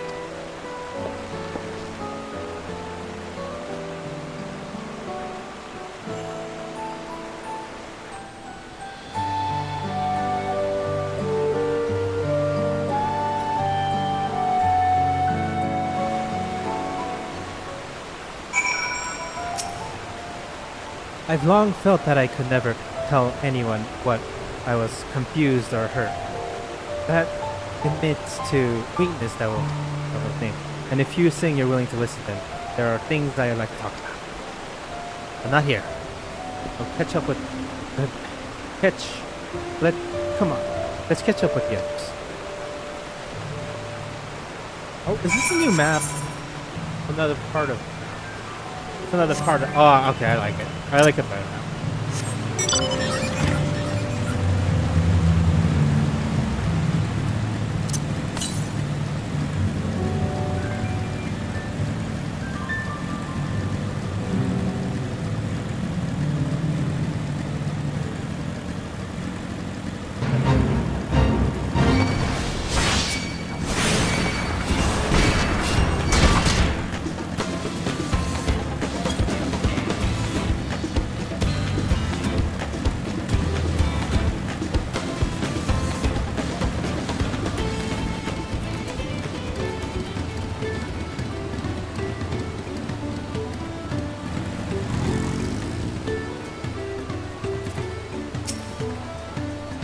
Can we stop here for the night? I understand the desire to rush ahead, but we need to recuperate for our punishing river adventure.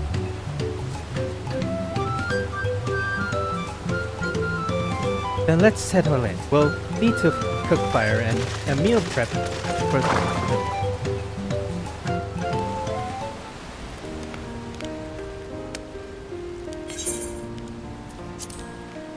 I've been meaning to ask, but how does one become the adopted child of the Dawn Servant?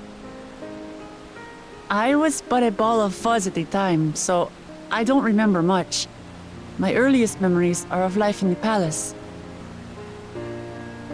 All I know is that I was born in XIV, a village in Yaktel. But I've never bothered to return there. As far as I'm concerned, Urpopacha is my only parent.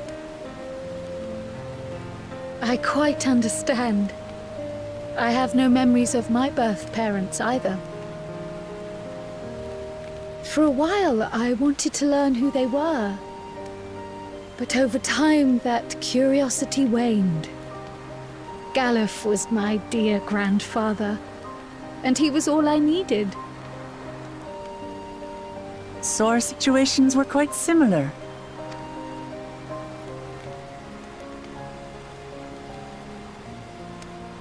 Even though Papa already had a trueborn son, he raised me and Kona with no less love. One time, I'd wandered off alone into the forest and gotten lost.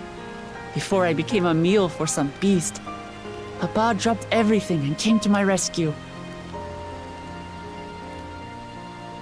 I was scared and sobbing and ready for a scolding, but the head of resolve praised me for surviving the ordeal. I did get my lecture from the head of reason, though. He went on and on about the dangers of the jungle and all the horrible ways I could have died.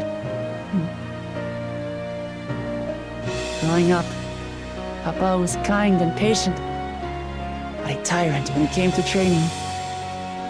Now, of course, I realize he was preparing me for my duties as a promise.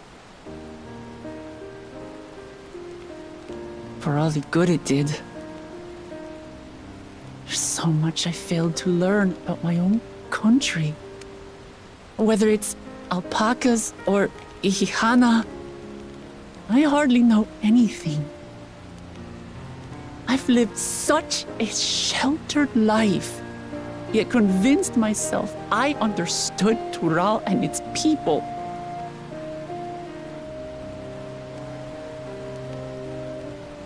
I don't have Kona's education, or Zoralja's strength.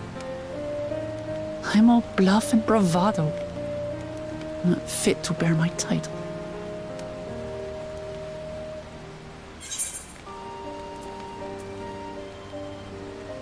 You can't measure your worth by others, by the success of others. People did that with me. Don't compare myself to my siblings, you mean?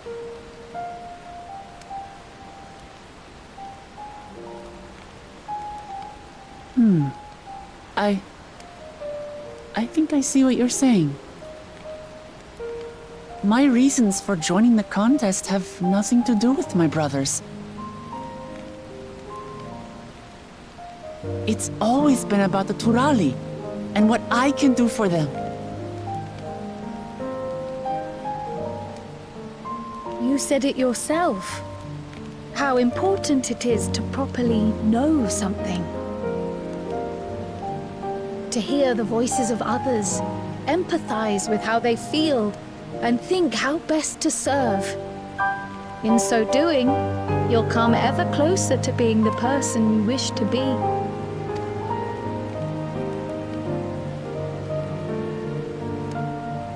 I'm sorry, everyone.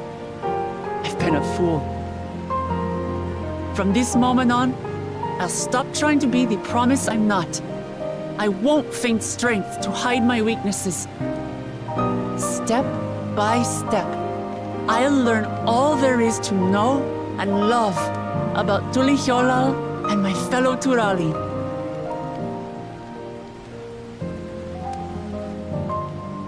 It might not be the smoothest path, but it'll be a path of my own making. I will find the City of Gold for all of us, along with the answers you seek about your grandfather, Kryl. I swear. I appreciate it, Wuklamat. But you needn't take on that burden as well. Galuf Baldessian dedicated his life to protecting people from all manner of threats. As his granddaughter, I wouldn't wish to endanger others for the sake of a personal investigation. So let's just concentrate on winning the contest. We have a shared goal, and, if at all possible, I'd rather we enjoy the journey. Hear, hear. We are companions on the same road, bound for the same destination. With our combined talents, nothing will stop us from reaching the Golden City. Thank you. Thank you all. I am proud to call you my friends.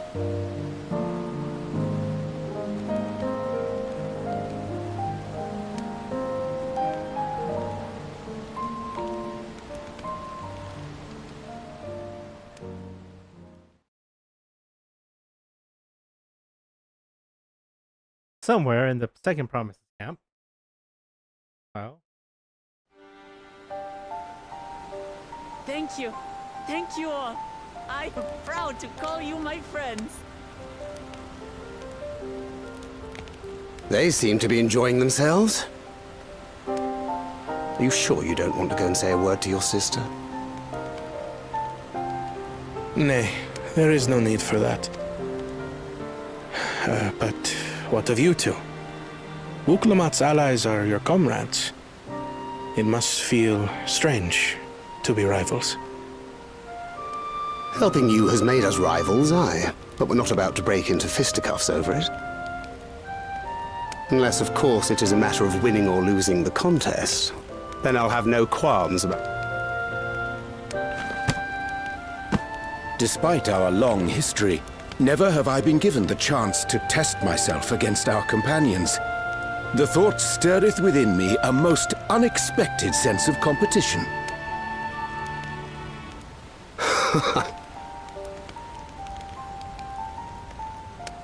Lamachi has surrounded herself with distinguished figures indeed. One of the Studium's finest graduates, the head of the students of Bardessian. And then, there's Eorzea's vaunted champion. If he's half the hero you say, then the odds are stacked against us. Not that I've any intention of bowing out.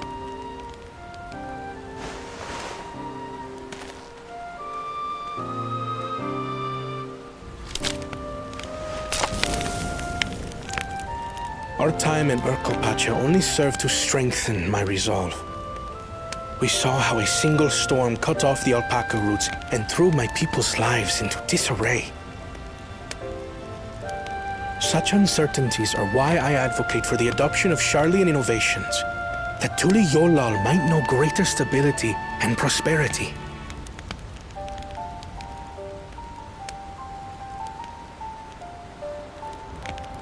Our nation can change for the better.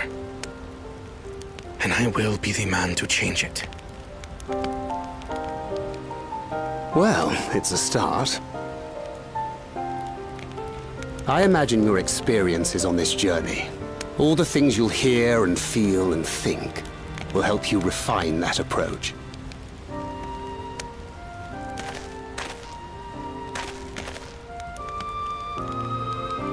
But to return to the subject of the rite, I'm a touch concerned by the condition for victory. The claimant who breaks the seal becomes Dawnservant, not the one who performed the 7 feats first. The would-be victor need only possess the 7 keystones. That is correct. As the contest wears on, we must brace ourselves for greater conflict.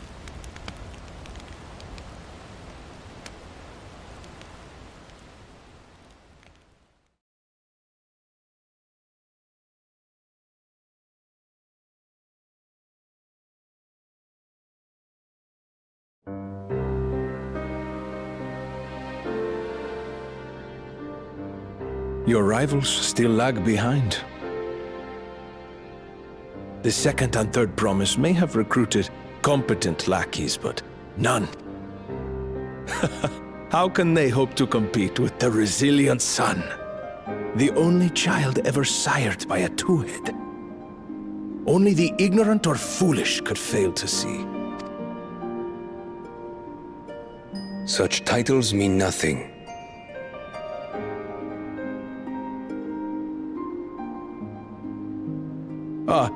I neglected to mention, when I first heard the rumors that the contest involved the Golden City, I spoke in confidence with Gulul Jaja's inner circle. They all agreed on one thing. Whoever reaches the City of Gold will attain a power so great, it can dictate the course of history. If this power truly exists, then I humbly beg a fair share of... Time is passing, and I would put my plans in motion without delay. The useless tool is cast aside after all. And just so there is no misunderstanding, you consent to this course, no matter who is made to suffer. In battle, everyone bleeds. The Dawn's promise is no exception. What better lesson to teach our people the folly of war?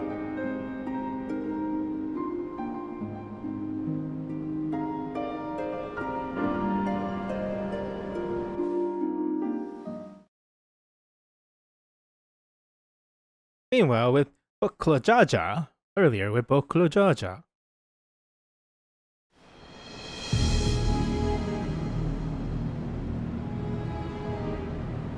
I was hoping for a good scrap, but this bloated sack of bile was no challenge at all.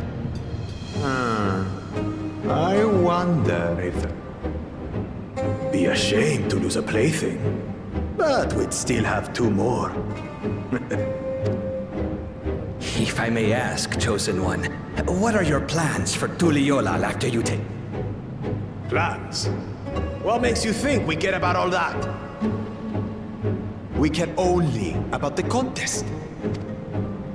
That would surely please Mother and... Yes, and when we become Dawn's servant, we'll drive out the weakling masses and invite our kin to... Fine idea!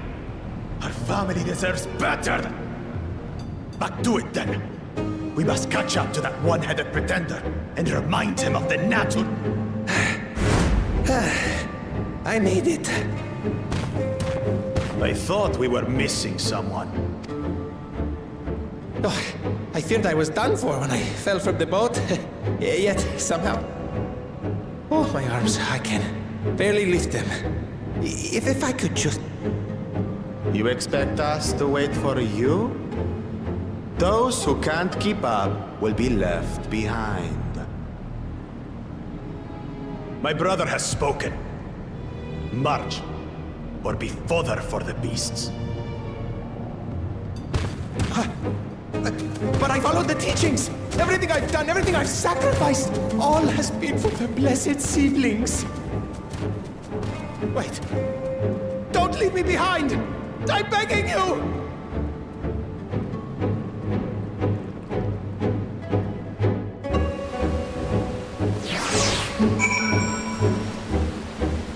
Well then.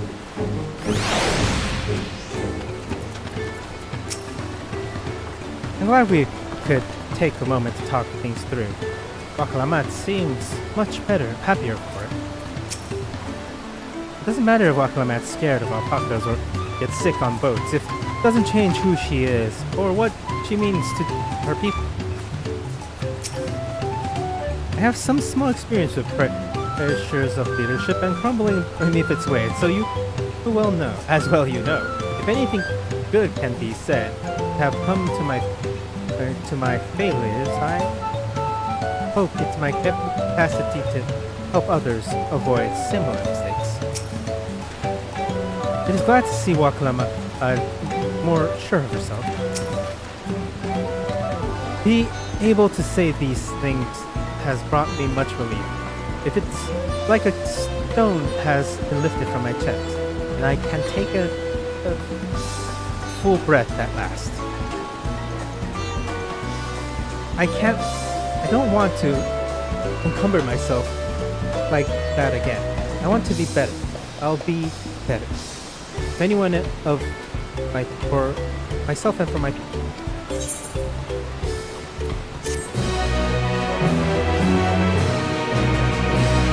Tune to it. The promise of the people, for the people. Alright, that's it for me. It's 4 hours and I have everything I must do today, so I will. Thank you for watching, and if you can, like and subscribe. Ooh, it's AX soon, so I'm not going to be able to stream Thursday to Saturday, or Sunday. Thank you for watching, and if you can, like and subscribe. Have a good morning, evening, afternoon, and night. Thank you for everything. Thank you, and wherever you are, whatever you do, have a good day, and goodbye.